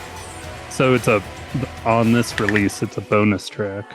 Yeah. Well, if it was the Christ Analog remix, that was on the original album as well. Okay. Yeah, both Kevin Key remix of Beneath the Skin and the Christ Analog mix of Deep were on the original album that I bought, as well as on the Spotify. So I think wonder there are if a few that other was remixes too, different, like on singles and things. Yeah, if they were doing the 9 Inch Nails type thing where they do a whole alternate remix album, that would make sense. I don't know. I was just gonna say that this track is the one that I kind of liked the least. I think it's the one that held up least well. Because every time I listened to it, it put me in mind of like, this could be the theme intro music for like a Buffy spinoff. That's interesting. And I couldn't unhear that. Yeah, I really liked this track. It felt kind of like they were doing an adjacent thing to like The Cure or Susie Sue, with some like Stevie Nicks or Cocteau Twins flair thrown in there. Okay. It's to me, I never watched Buffy, unfortunately. That was something I was robbed of, but it felt to me like this could be in one of the songs in the movie G-Word 83, which I think has a really good soundtrack. And then I also thought there was like a dash of the band in April March, which is another 90s band. I think the drumming had like a very similar style, which I think is just part of that like genre in that time. But I liked the drumming in this song. It weirdly might actually be one of my favorite tracks on the album. I think because it's so, to me at least, really evocative of a specific time period and this specific blend of like 90s post-punk whatever kind of thing that I love. So I really like this one. Okay. Well, for me, when I first got this album, my memory was that I did enjoy this song quite a lot. I liked a lot of the slower tracks on this album because that's kind of what I was really into at the time. But on repeated listens and listening to it again now, it was sort of, to me, prophetic of where Collide took their later albums. I felt they dialed back a lot on the sort of complicated and noisy production in the background to have a nice and pretty and enjoyable background track, but it was very normal seeming, I guess. I mean, I do see what Danny was saying as far as the more standard goth production, reminding him of other bands of that style. But I just found it didn't have that edge that I loved, and didn't emphasize the juxtaposition of the ethereal vocals with the noisy production as much. And that's what I really gravitate towards Collide for. If this was a track by any other band, I would probably love it. But as a track from Collide, when I listen to Collide, I'm looking for a specific thing, right? I'm looking for that collision. And I feel this song dialed it back too far. Yeah, that's fair. I think for me, because it was in context of the rest of the album, it stood out for those reasons and was like a nice sort of, here's another something different. Yeah, palate cleanser. Yeah. I can see that, and I can certainly enjoy it from an album standpoint from that perspective. Because like I said, I think the song is good, but it's not what I want to, it's not a song that I would pick out of the blue because I want to hear Collide. I would go for one of the other songs that evoke this better, where I would go to other bands like a Susie or Dead Can Dance or something like that for a more straightforward sound like this. But overall, good track. I liked it. It was one of my favorites early on when I first discovered the album, but it has since diminished because of what I go to Collide explicitly for, musically speaking. So how does the remix compare for you? The Christ analog bonus track. The remix improves things to some degree. I might as well talk about that now. Yeah. It does add more of the noisy industrial beats, though frankly I didn't find that Christ analog's beat was all that interesting. Instead of doing a whole sort of sound collage soundtrack with the beat, they just kind of, to me it felt like a decent but pretty repetitive drum loop. I mean, it was a relatively long loop, but it didn't feel like it had a lot to add. Definitely, they didn't do as good a job as Static does of creating that sort of noisy, rhythmically complicated musical soundscape. So while, yes, it made it a little bit noisier, it didn't really do it in what I thought was the right way. It would be nice to hear maybe Static remix it in a way that is more, or some of the other bands that I feel Static evokes, your Test Department, Einstürzende Neubauts, and SPK, Cabaret Voltaire. One of those groups doing a remix would be more interesting, even actually, especially like maybe a Throbbing Gristle remix or Chris and Cozy, since I don't really need Genesis, but Chris and Cozy I think would do an interesting remix of it as well. I can see that. Well, as I feel the tendrils of my edible beginning to bear their suction cups, what about Black? So Black, I really dug on the synth bass line. I thought that was a really interesting sound. It had a little bit more of that groove, and it did start bringing back some of the noisier elements, which was nice. And also, Karen was able to really stretch her vocal muscles again, and did a lot of good, varied vocal textures. Back to the switching up from word to word between different sounds and styles. So I don't have a lot of notes on it, but I did feel it was a somewhat starting to return to what I consider form on this album. And I do really enjoy Black. I think she ripped off the vocal hook from Paint It Black. That's possible. Yeah, I'd have to listen for that. But I wouldn't be surprised if that was on purpose. Yeah, that was kind of my thought. If you're going to do a song called Black and take a vocal line from Paint It Black, lean into it. The I see a red door and I want to paint it black. She did most of that phrase over and over in the song. I'm actually surprised I didn't notice that. Yeah, me too. I usually pick up on that type of thing really, really strongly. Well, I guess that's a point in her favor, being able to transform it. Gonna have to do slow motion detective work replay of the track, like a liar exposed segment. Yeah, this track gave me like an almost My Scarlet Life or Hungry Lucy vibe. Okay. Because it has that vaguely world music inspired thing going on. I really liked the synth. Actually, I was kind of split on the bass line because I really liked the sound they used during the chorus. For me, it felt to me like the sound CGI polygonal dung beetle would make. I know that doesn't make any sense, but that's how it made me feel. The edibles kicked in, and I see. and then the bass line, the kind of like warbling bass sound that's in the rest of the track, felt to me like it was pulled from a 90s Flash game. And so I was kind of ambivalent on that. It didn't really... Mm-hmm. And that's kind of... That sound is also like the melody of the song. So, I really liked the chorus bits, whatever those sections of the song would be. And the rest... So it was kind of like a mixed emotion for me on this one. How about you, Azy? It was mid. Mid? It was mid. I don't have any specific notes. I was kind of like, all right. Okay. Kind of felt, it's fine for most of the second half of the album, so I don't have too many notes except for on Strange, which is the one that reminded me of Primus. Oh, this is one that reminded you? Oh, Strange is one that reminded okay. you of Primus. Yeah. Yeah. It was just such a weird song, and I really liked it.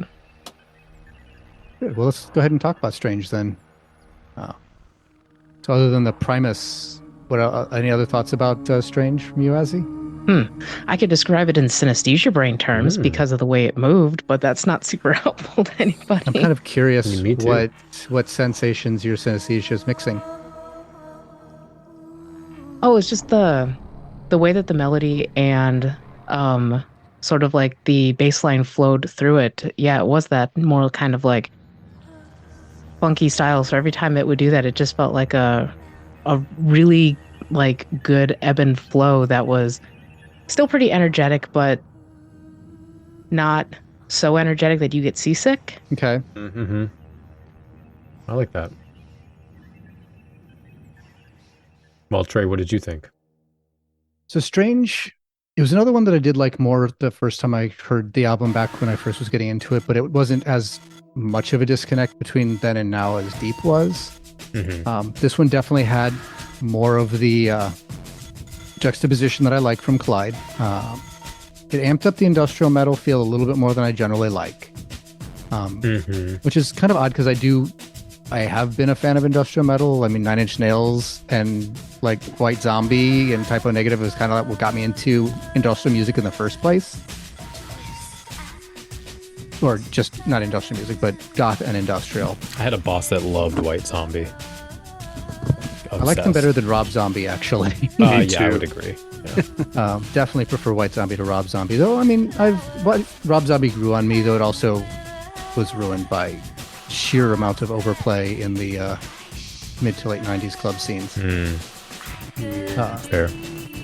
But And the radio. Yeah. I didn't really hear it as And much on the everywhere. radio because I wasn't really listening to radio as much at that point.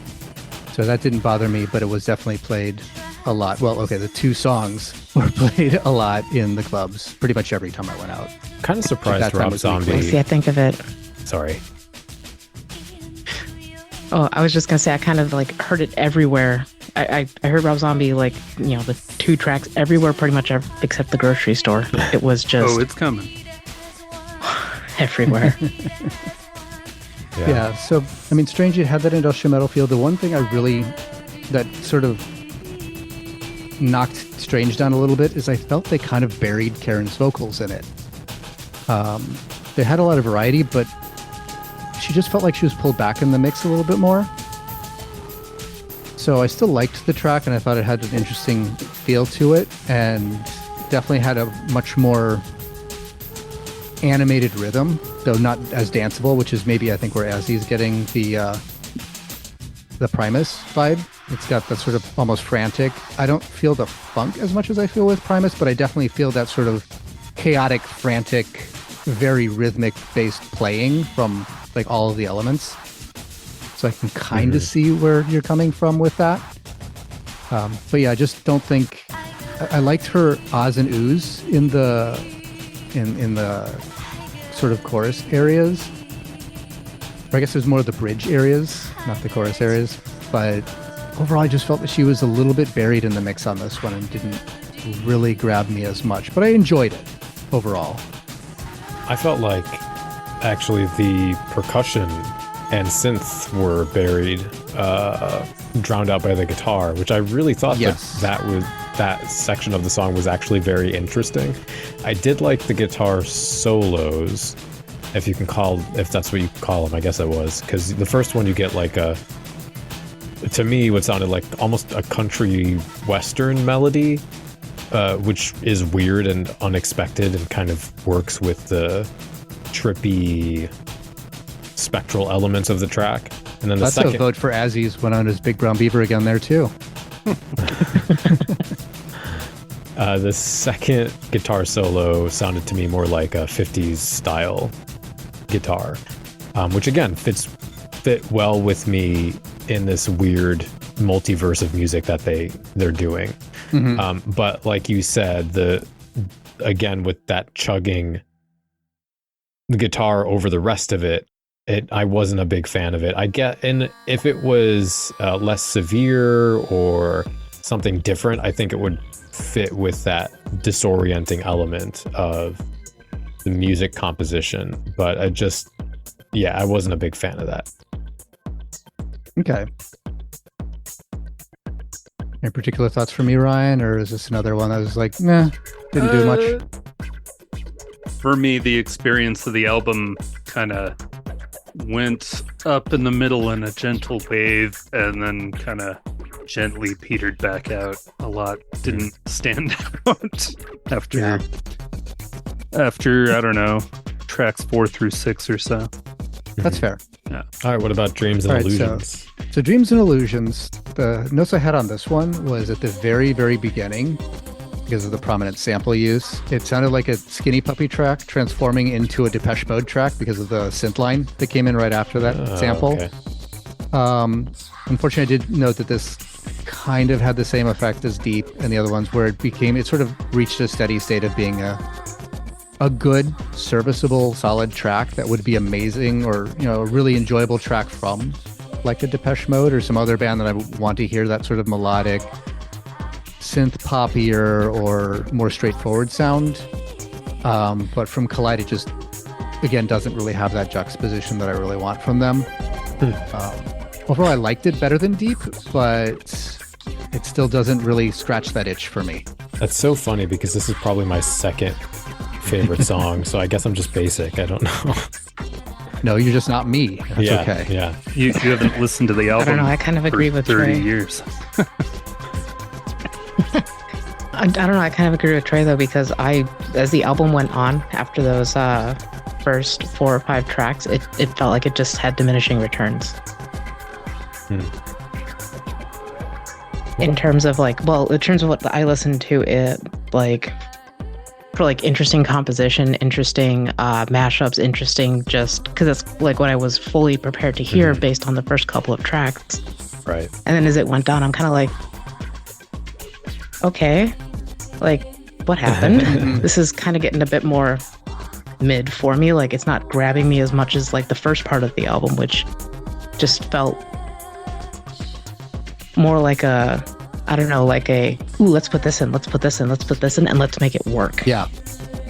It's certainly different from that. I agree. For me, this was like a sweep the cobwebs on the dance floor kind of song. I felt like you still had some of the obtuse electronic elements, but you're right, they're more backgrounded by like Moody's 90s ethereal goth. So, and then you get some like bright effervescent synth towards the middle that for me I really liked. It's leaning into that surreal kind of genre of music, and I don't know, it was really lovely. This would be like something I would pick to play on a goth night specifically for me.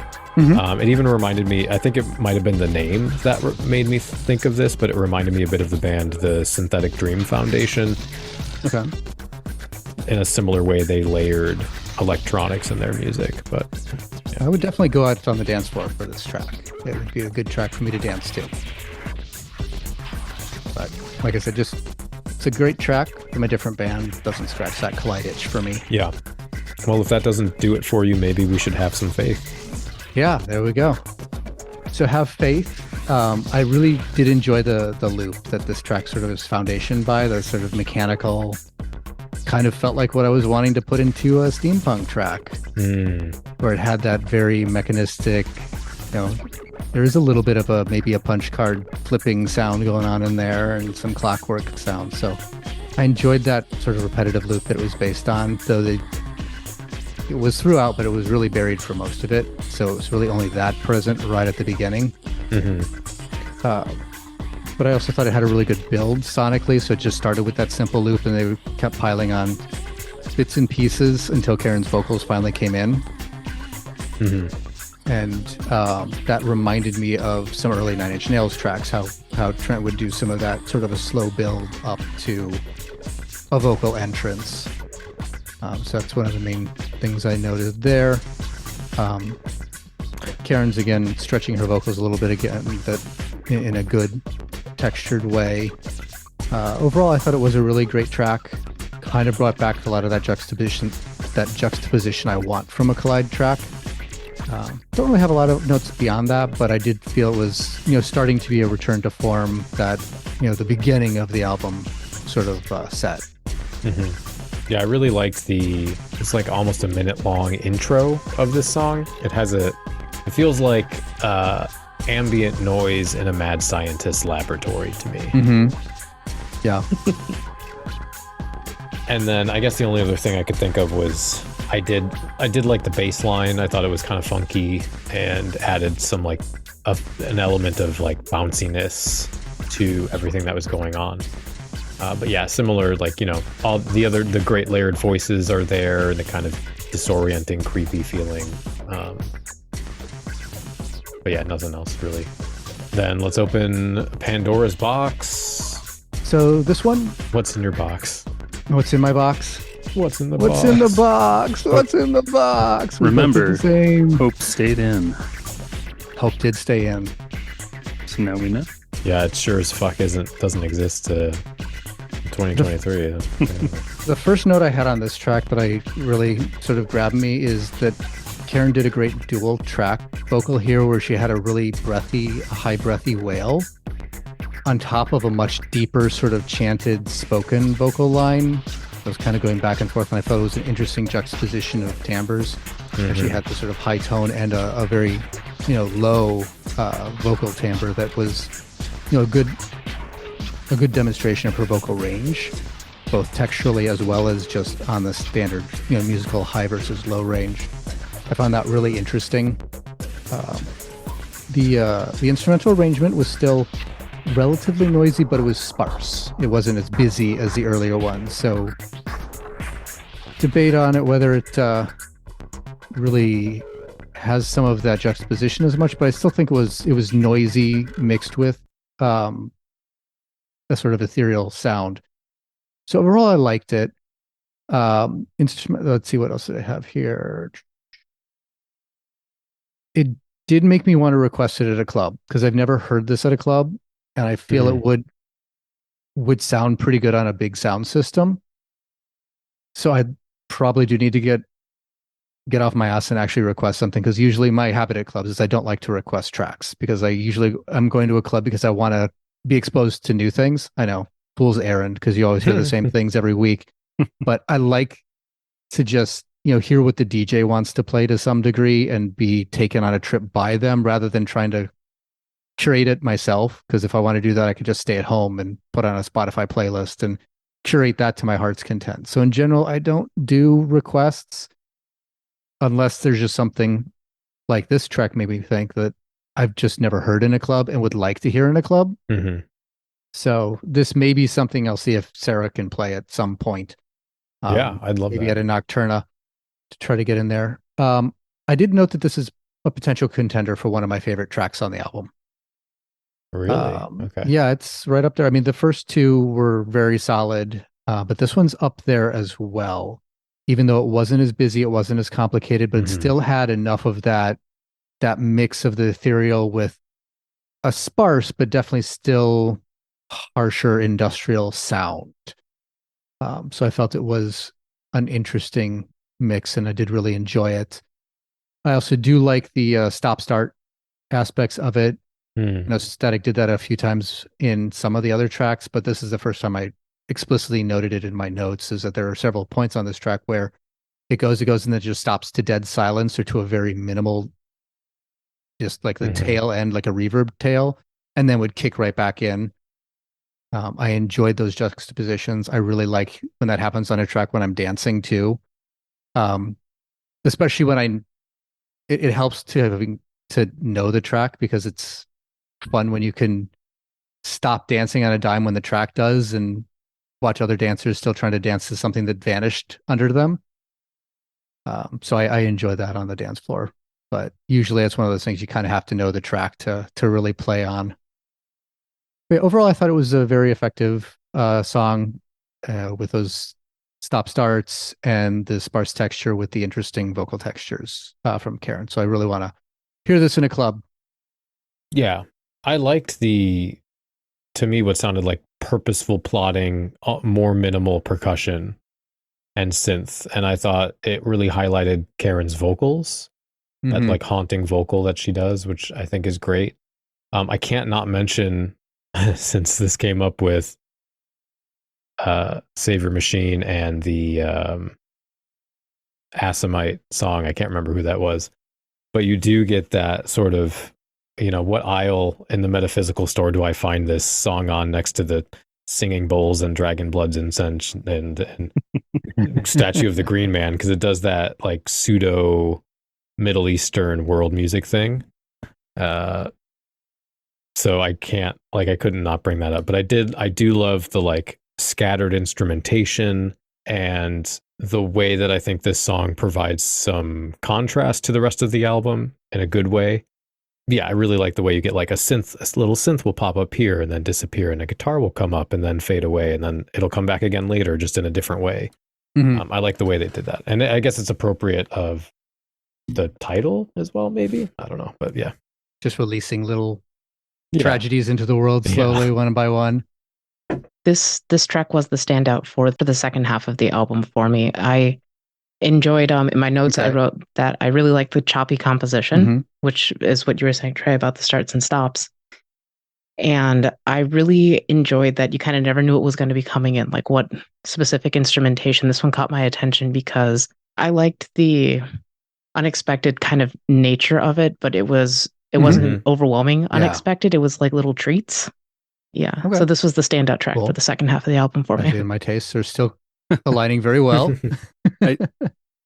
I'm surprised because I do not really care much for industrial or but the more industrial tracks are the ones you're gravitating towards on this album. I think it's because they're the ones that are kind of more experimental than the rest of them. I don't know. Maybe I'm addicted to novelty. That's me in a nutshell. Yeah. Yep. New things. Yep. I will listen to the new things. It sounds like something I've already heard. I've already heard it. Whatever. Moving on. All right. So I think something I've noticed talking to people that make electronically based music as opposed to rock based music. When you're out on the dance floor with an electronic beat, the anticipation from a bass suspension and then drop, or the stops and starts, are very appealing. And as somebody who listens to rock music and just wants to dance an entire song through, I fucking hate that. That's fair. That's fair. I like tonal shifts because I like being able to shift what I'm doing on the dance floor rather than just falling into a groove. But even in rock, they've got some of that stops and starts. You get a little bit of that with the loud, soft, loud thing. Yeah. That, like Sonic Youth and Pixies were doing. That went into that sort of post-rock, if you want to call it that genre, that the loud, soft, loud tended to be part of. I almost feel like post-rock, at least, is more analog to orchestral composition, the way it'll swell and rise into the loud and soft. Whereas electronic, it's not as abrupt. Yeah, electronic, you have markers and tempo and everything, and you can just straight up paste a new section into a song. Like, and cut off the beat, enter sample from old movie, and then bam, bass drop. To be fair, as much as I am a fan of electronic music, but I don't like the whole bass drop thing that sort of took over the musical landscape in like the early 2000s, I think is when it really. Yeah. Oh yeah, when like Skrillex was big. It was the weird American corruption of dubstep. Yeah. When it became bro step. Man. And that music gives me bad trips. I enjoyed it. I enjoy it for its sound design, and I liked it when I first heard it.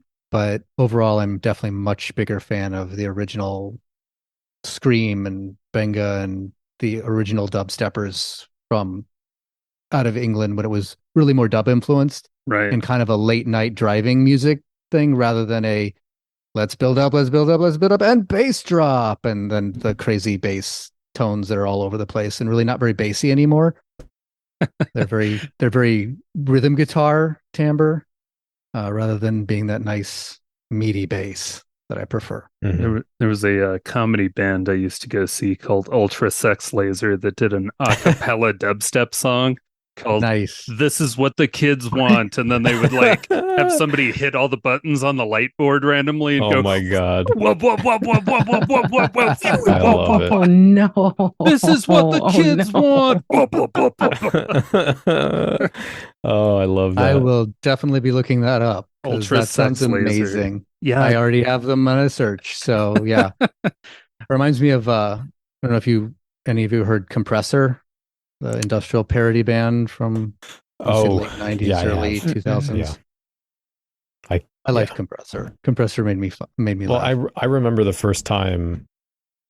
I don't remember how long after the dubstep thing got popular this was, but this happened in multiple industrial bands, but there was a Blue Dangle song with a dubstep breakdown in it, and I was like, okay, we've jumped the shark now.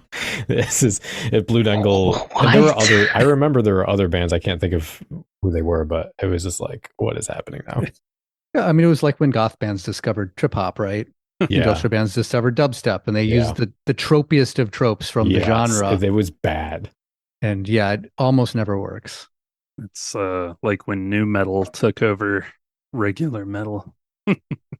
Everything has to be groovy, bounce riffs, and no guitar solos. Yeah. Yep. All right. So 95 and 7. And instead of a movie quote from Hellraiser, it's just "and Ryan wept." I think I'd just go to the bar. I'm not invested enough. Yeah. 95 and 7. Sorry. All right. So 95 and 7. This track frustrated me. Like it's very similar to what I've complained about on a lot of our music reviews. When I first start one of our music reviews of an album, and the first track is this weird sort of ambient, ethereal, very textured, very interesting, short track that doesn't really go anywhere, but it introduces you to the mood, to the album, and then the rest of the album is nothing like that, and it never appears again. This track is that. Yep. Is a sort of semi-ambient interlude in the middle of the album. I love the textures. I love the vocals. I love the ethereal underlying music. But it doesn't go anywhere. It just kind of is this little 2-minute fragment of really interesting things that I'd really, really, really want to see developed into a more full-fledged track. And they just don't. And that's disappointing, and it's frustrating for me, like every time I run across something like this. I agree. I think it's functioning more as a outro to the album / interlude to get you into the remixes. Is how that makes sense, because the remixes are kind of the extra bits, the quote unquote hidden tracks. But it's really good, though, this track, I think. It is. I think the track is amazing. I just wish they expanded on it and made a whole track out of it rather than this teaser. Yeah. To me, I imagined this song is what it would feel like to be falling underwater in slow motion as it fills your lungs and the oxygen stops flowing to your brain and you slip into this like unreal state of reality. That's what this song feels like to me. Like you're in an imploding submarine. Not that fast. Not that fast. Ooh, topical. Yes. Depressingly topical, as that still is in the news, but not all the people who died in the refugee boat in the Mediterranean. The 700 people who aren't as important as the 5 billionaires. Their net worth is too low. Their net worth is much too low. The memes have been fire, I will say. Yeah. Azy, Ryan, any thoughts on this little ambient interlude other than Ryan's thought about it being an outro, which I think is a really effective interpretation of a way to enjoy this track a little bit better for me? No, not really. I don't think I had any notes until the last track on the album. Okay. And we already talked about the remix of Deep. Yeah, we talked about the remix of Deep. Anybody else have any thoughts about that? Or Kevin Key. So we'll get to the Kevin Key track. I love Skinny Puppy. I love Kevin Key. This song is boring. Yes. He did nothing to it. It was just a very dull drum. It was like those cheesy 80s dance mixes of pop songs where they take a pop song and they put a cheesy techno beat over it and call it a day. There was nothing about this that really grabbed me. It stripped away almost everything interesting about the original track, threw on a bad drum beat, and put on Karen's acapella on top of it. Did nothing for me. Yeah. I think I phrased it as... I couldn't listen to these. I think I phrased it as this track is way too long to be so dull. Yes. Yeah. Yeah. Could have just been another 2 minutes. I got to the end of the album. I got to the end of the album and I just was like, nope, let's start it over. Yep. That was my impression when I first heard this album.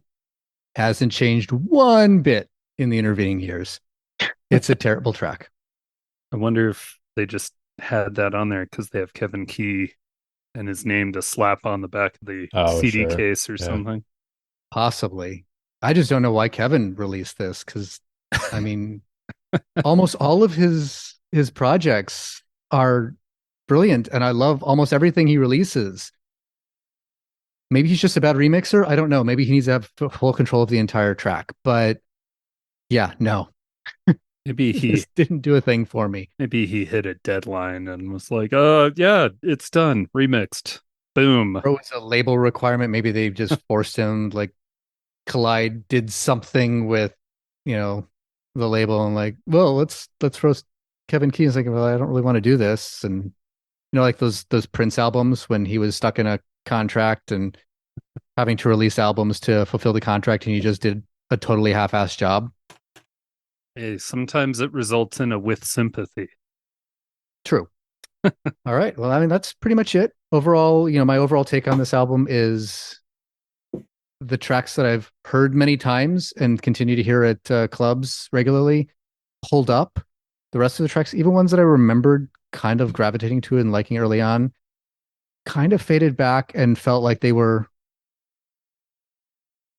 giving me a premonition of what Collide was going to move into with their later albums, which, like I said, I've really never really gravitated to. I felt they sanded off all of their sharp edges, created tracks that are nice and pleasant and enjoyable, but not as interesting to me.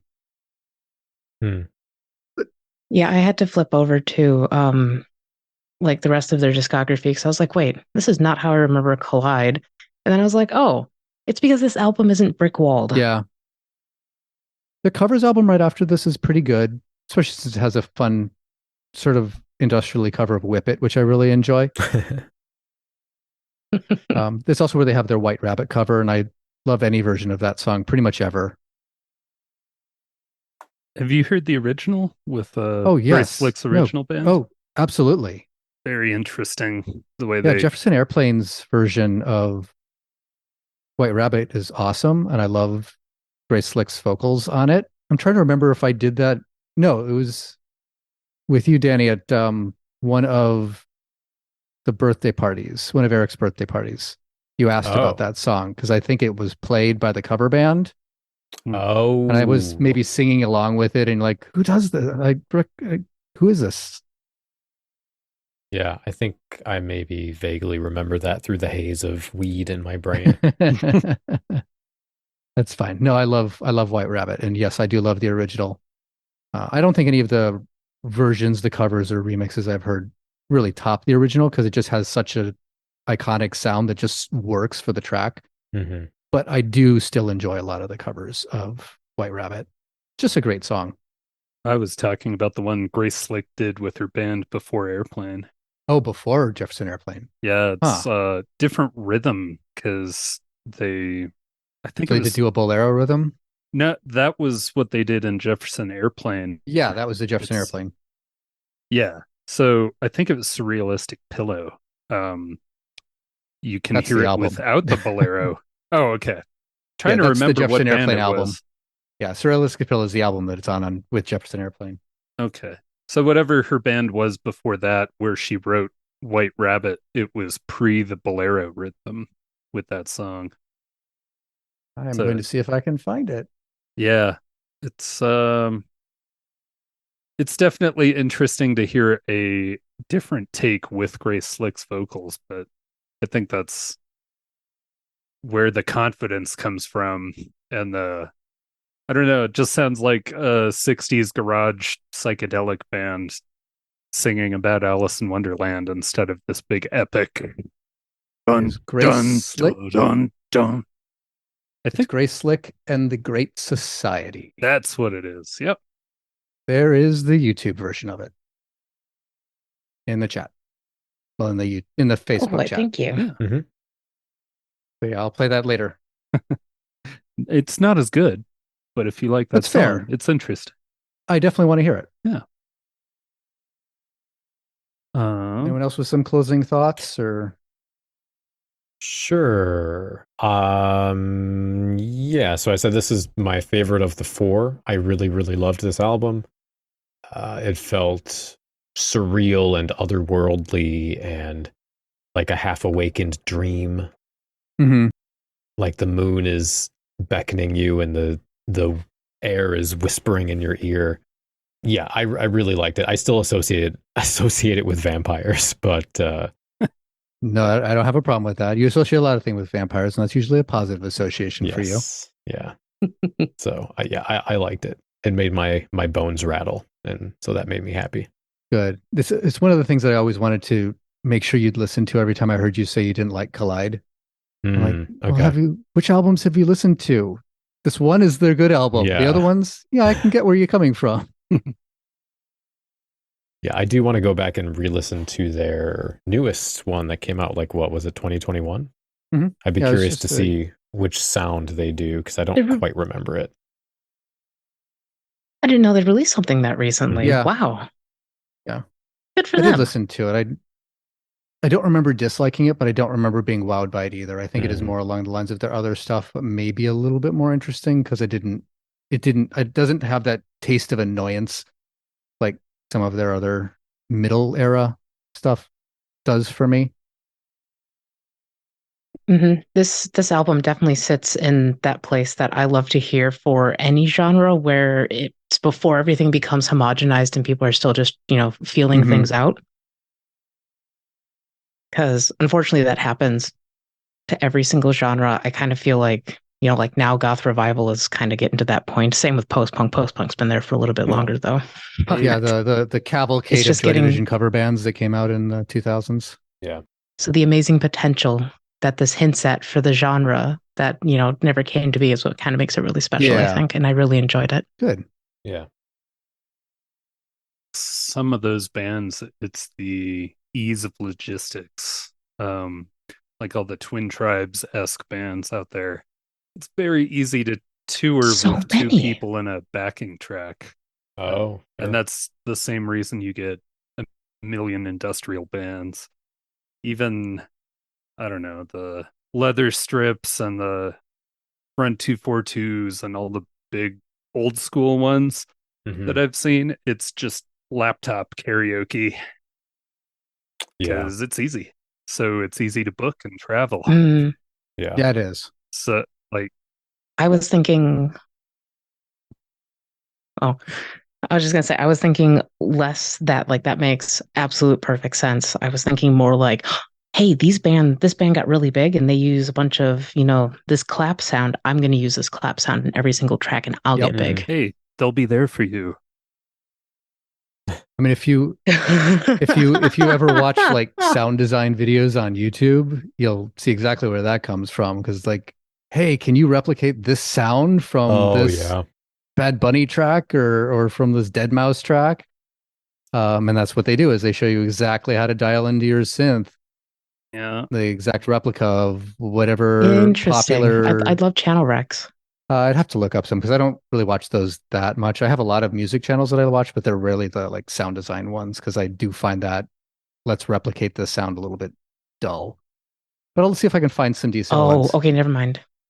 I think I know exactly what you're talking about because I think that I have seen some of those and I'm kind of like, that's cool as a one-off thing. I'm gonna go back to watching Let's Plays or Yeah. something. I'm going back to my 12-hour Oblivion video essay. I do watch a lot of stuff on Fallout lore, Yeah. so Excellent. Any final thoughts on this? I know this is like the third final thought, but For this album, yeah. Yeah. these are just postscripts. if you like this but are not craving more of the industrial aspect of it, check out the first 3 Sky Cries Mary albums. Yep, I got it pulled up already. Yeah, I do too. You will start to hear the homogeneity creep in after the first 3, but Okay. That's a pity because I like my heterogeneity. You are awfully hetero. I don't know. I can't think of a joke. Somebody cut that. I don't know. I think music wise is one time where you can say no homo. Agreed. Excellent. Well, before we go, I don't know if I can even mention this, but I thought it would be a good time to mention the track Winter in Berlin that you sent us, Ryan, because I loved it. It's your new band. It made me feel like a gray day in the cemetery with crows cawing softly in the background. It has this sort of like airy, diaphanous feeling with a haunting edge to it. It reminded me of a movie I really love, which is 1985's Legend. A good old Tim Curry movie. I love this track. So I don't know if you can tell us a little about your project there. Put you on the spot. This is one of the bands I joined or started during the pandemic. So we've been around for 3 years and played as many shows. I think I remember briefly mentioning it the first time I was on the Sounds and Shadows podcast in like early 2020 when we were like, we're going to go on tour. It is, let's see, me on baritone / lead shoegazy guitar and about 1/3 of the vocals. And then our guitarist / former bassist for Witch Hands, Jodagen, he's kind of the band leader, and he plays guitar, sings the other 2/3 of the songs, and he brings a lot of the Mission and the Cure into it. And then we have our drummer, Jamie, formerly of Married a Dead Man, and a Denver band we used to play Been with. there. And she is way into doom metal. As am I. I can hear that. That works. So every track we've done that kind of stands out is almost verging on a different genre. I actually think it's fairly inspired on my end by Sky Cries Mary and Pink Floyd. But my bandmates are drawing on uh, doom metal, Russian circles, a perfect circle. This one is very Portisheady, I think. Mm-hmm. I can hear that, especially your guitar tone. Yeah, and It had that sort of reverbed, pseudo jazzy, almost surf guitar tone, but with a jazzy instead of the surf style. yeah, I'm playing a baritone Stratocaster with a ridiculous pedal board a lot of the time. Yeah, no, there's definitely a lot of pedal in that tone, a lot of effects happening with it. And then I go into my David Gilmour Pink Floyd solos whenever possible. That's actually kind of why it doesn't have a chorus, just verses. It's because we're playing the chorus hook, I guess. Yeah, I was going to say it has a chorus, but it's not a sung chorus, but it does have a bit of a hook that sits in there a couple of times. And then, let's see, I wrote the lyrics and had Joe DeGen arrange them. I wrote it as a Cold War paranoia type thing. I was picturing somebody who'd been stabbed and was kind of trying to get away through the snow and dripping blood everywhere and wondering if they could get across the wall. I love that. He did not understand any of that paranoia or background or urban scape. So for him, it is also like very much a high fantasy, almost Game of Thrones-esque. Berlin is this strange foreign land. Okay. Yeah.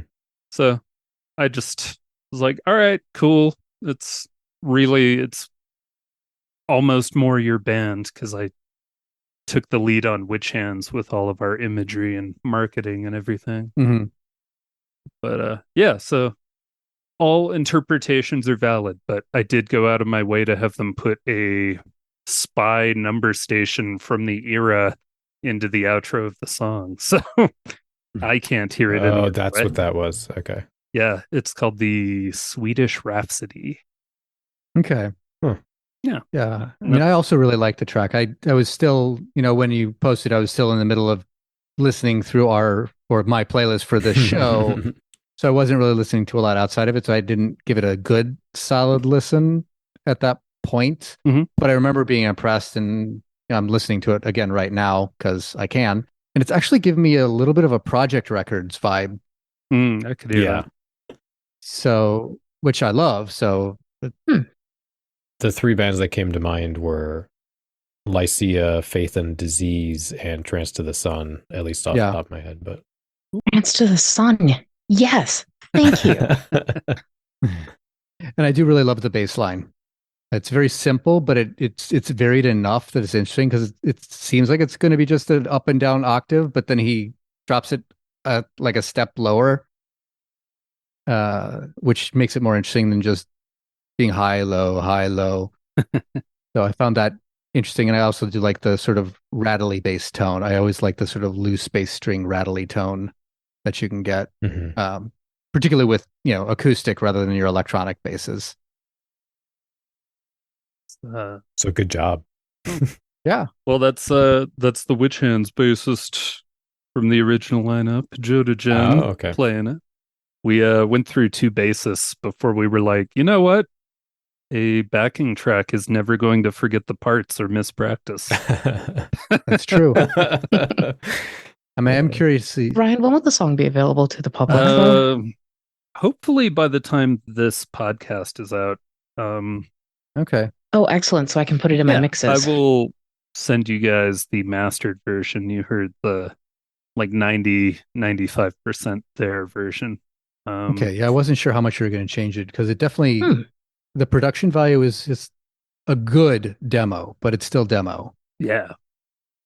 So I was. Oh, I like demo vibes. Yeah, me too. I dig them too. That's not necessarily a rag on it, but I would like to hear what it sounds like with a little bit, but not a lot more polish, because a lot more polish I think would ruin it. I am going to be splitting this episode into two parts because I can't edit the whole thing before it needs to go up. So I don't know so that would be like July 16th. So maybe I'll check in with you and I might be able to put it at the end of the episode if that's okay. But I'll ask you about that later. Yeah, totally. Cool. And then The only other thing is this is our second single. The other one, Jacob's Ashes, we put out a few months ago with Jodagen singing. And I think we're just going to keep doing that, dropping singles occasionally and see how that goes. I love that. Yeah. And we're opening for ourselves on the next couple shows. Got Circumversor and Witch Hands. So that'll be a tiring night. Nice. Yeah. Yeah. Cool. Thank you. Thank you. I don't know. We'll just all thank each other. All right. Well, I think that is going to do it. So we'll actually thank for doing all this work and spending all this time talking about music. I know you said you both enjoy this, but I do appreciate getting this opportunity and chatting with everyone. Yeah, this was great fun. Yeah, I love hearing other people's thoughts and actually being able to have a conversation about it, because my brain works so damn differently. It's awesome. Well, yeah, I mean, you and Trey are going to start a club night now, right? Because you both want to play the same music. The steampunk club, right? Yeah.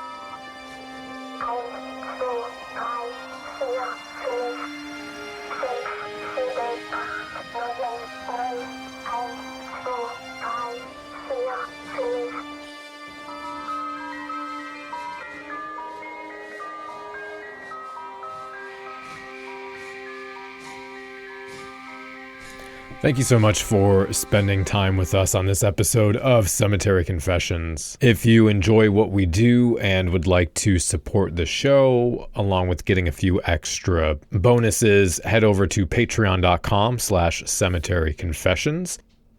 Every single dollar is meaningful and important to keeping this show running. So thank you so much for your support. On the next episode, we are going to be interviewing Terry Kennedy of Ipso Facto, who I'm sure many of you, like me, remember seeing ads for in all your favorite Gothic magazines and purchasing from online or in person if you were in the area. So I'm really excited to get to chat with her. Thank you again for spending time with us, and until next time, stay dark.